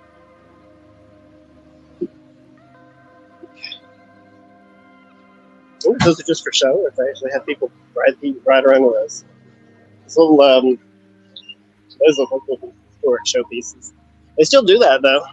They come and get the little pedicab tours around the historic district, especially the lake. It's a nice little tourist thing to do. We early on in our show we did an episode of that. So you have to dig pretty deep, but it's in there.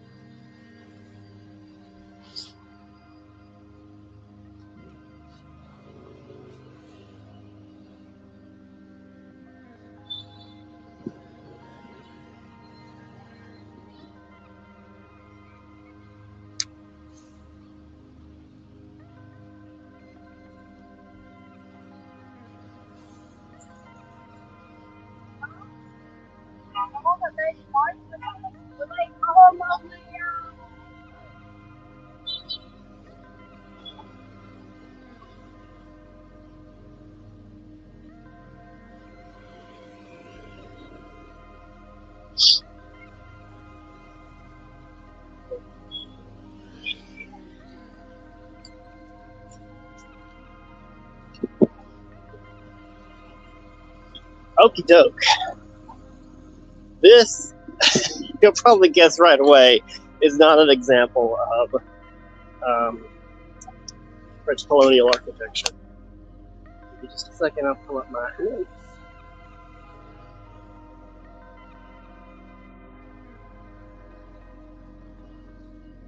This is the State Bank of Vietnam. They say it's Art Deco. I see it. I get it. It's Art Deco, but I gotta say, it is on the brutalist end of Art Deco, in my opinion. My uninformed, unworthy opinion. That's a pretty severe. That's pretty severe architecture right there. The State Bank of Vietnam headquarters stands out for its unique architectural style, offering a refreshing contrast to the French colonial buildings seen earlier on the tour. While French architects designed the building, it wasn't built during the French colonial period. Construction began in 1928. It was completed in the early 1930s. That's not French colonial. The architectural style is a prime example of Art Deco, a prominent movement in the 1920s and 30s characterized by geometric patterns. Sorry, there's not much way to walk around this and stay in the shade, so you're getting a pretty still shot. Sorry. Geometric shapes like zigzags, chevrons, and circles incorporated into the facade and decorative elements. The building's overall form is sleek and streamlined, a departure from the more ornate features of French colonial architecture. Use of modern materials like concrete and glass reflect the embrace of new technologies during this era. The State Bank's design prioritized functionality over ornamentation. The structure was built to accommodate the growing needs of Vietnam's financial sector. Today, the State Bank of Vietnam headquarters stands as a symbol of the country's economic strength and stability.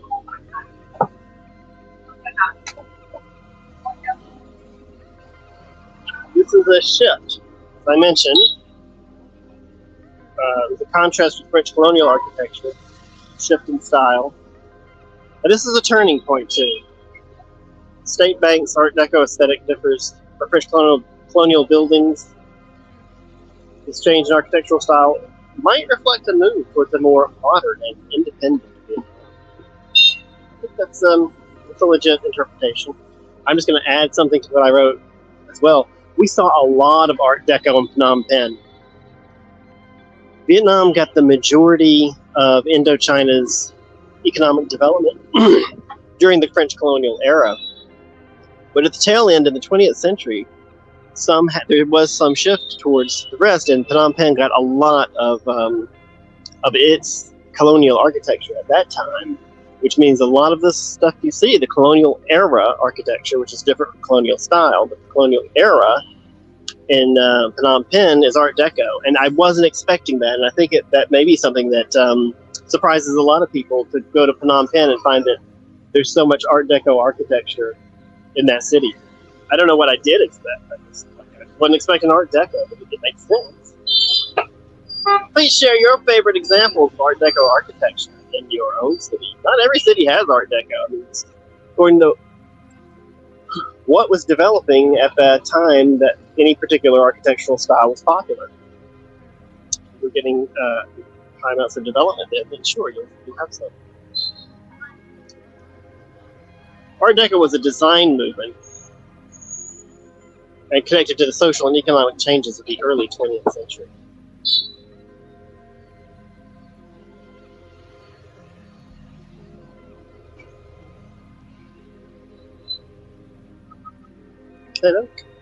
Now that was, I did my art out of order from the plan because the last minute I discovered that I had to put the wrong location in for something. So right now we're going to head over to the government guest house, aka Tonkin Palace, and it should be on this street. I'm hoping. I'm looking at the map. If I'm wrong, it's a lovely walk through a park. So it's not the worst thing in the world.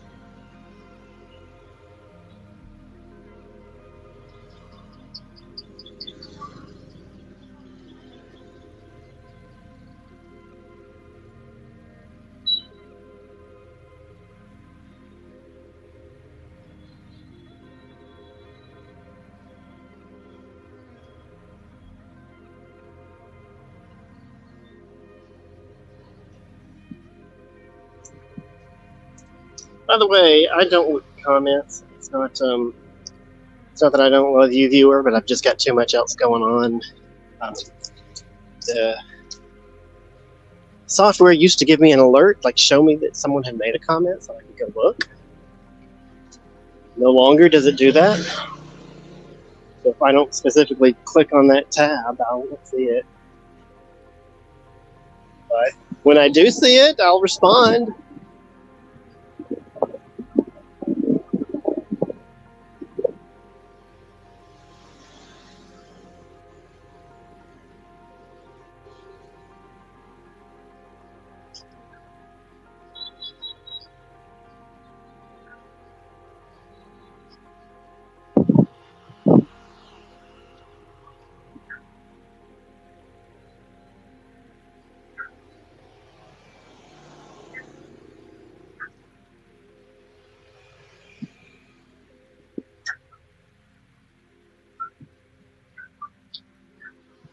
Uh-oh, I think we're on the wrong side of the park.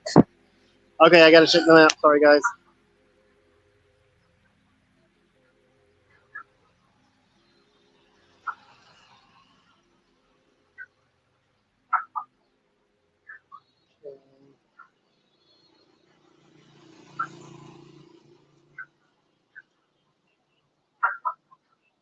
No, this is it. I'm not on the wrong side. Let's see if I can walk in. This is coffee restaurant. I mean, if there's not a giant palace in here, then we're in the wrong spot.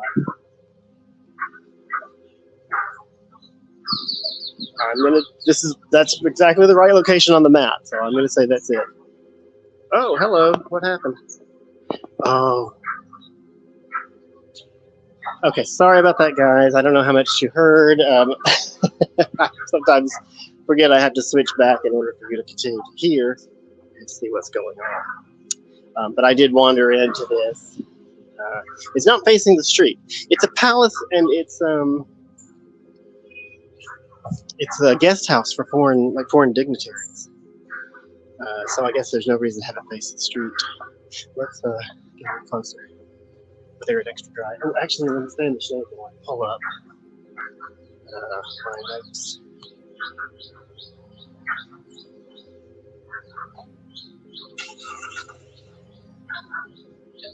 Go.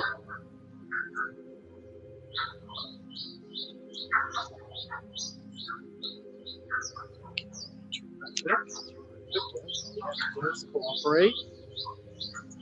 Okay, great. Yes. Okay. All right. Actually, let's nowhere to stand where I won't just die in this heat. Maybe there is, and we just have to get an angle shot, which is fine too. I mean, honestly, it says it's a palace. It's meant for foreign dignitaries. I'm all surprised that's it. The place looks really overgrown, and it's not the grandest. Hi, is this a Tonkin? Sorry, you cannot come. Can't come in. Yeah. Oh, okay. All right. Okay. Yeah. That's an interesting building. It's not on our tour. It's kind of weird. All right. I'll just tell you what it is. A powerful architectural statement serving as a symbol of Vietnamese statehood and diplomacy. The end.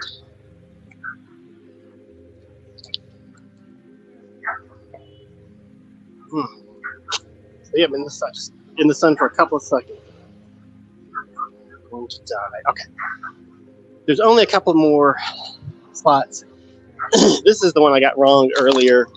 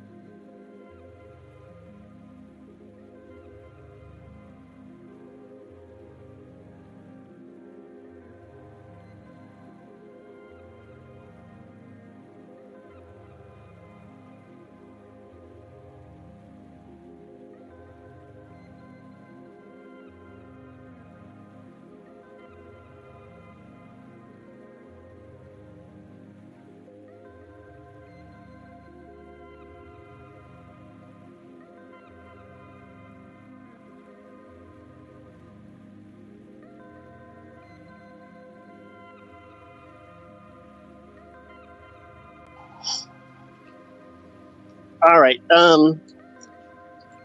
Sorry again. This is not necessarily meaning that we're getting more crashes. I don't know, but it's lovely in here. Oh my goodness. All right. Let's see if I can open up. Sometimes opening up. Yeah, it did. So it didn't want to open up the dock and the stream at the same time. That's okay. I'm kind of reaching the end of my ability to continue this. We got 2 more sites. We're going to head towards them. Luckily, they're right across from each other and around the corner from here. I wanted to warn anyone who's searching for the kind of like a city hall. It's the Vietnamese Municipal People's something. When you look up the title of it, though, on Google Maps, you'll get one thing that's for the city and one thing that's for the party. Like it's the local party headquarters. And that's not the architectural marvel. Just to spoil the surprise here, this is also another non-colonial. We're going to go out on a non-colonial point.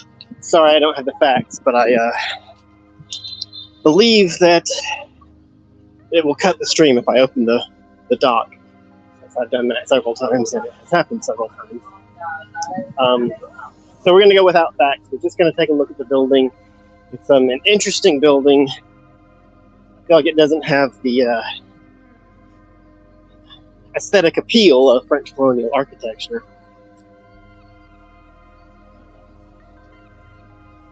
Nevertheless, doesn't need to be beautiful to be interesting. I'm going to take a look.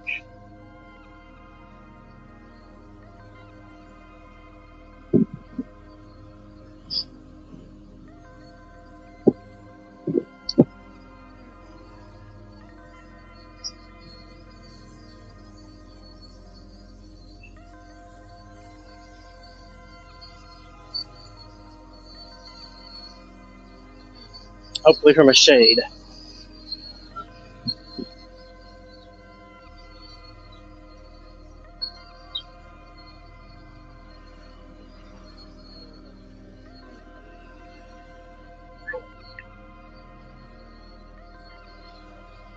All right. This is it. That is decidedly not French colonial. The building, again, I don't have the details because I can't open anything. This stream is good at. I need that second phone or something. I think a tablet because it'll be big enough for an old person such as myself to read the words. It'd be a little bit more unwieldy, but it'd be worth it. This is another one. It's not a go inside and tour sort of thing. This is the city. I'm equating it to City Hall. I think it's something along those lines. Pretty cool building. It's interesting. It's interesting. Okay. Let's see the lake. Let's say goodbye from the lake. I'm going to try and cut the ends of streams down to the necessity.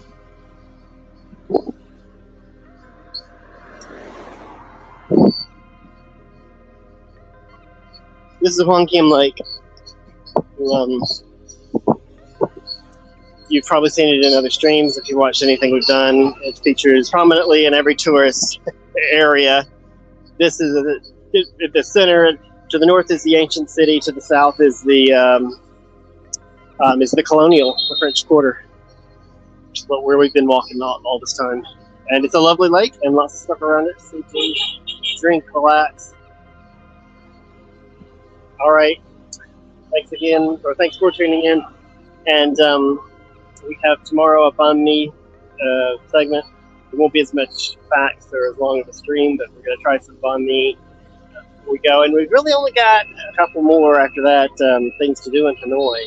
Some of it's just clean up our stuff we missed earlier on. But yeah, that's about it. That'll be Hanoi, and then we'll be ready for our summertime vacation. Thanks again. See you in the next stream.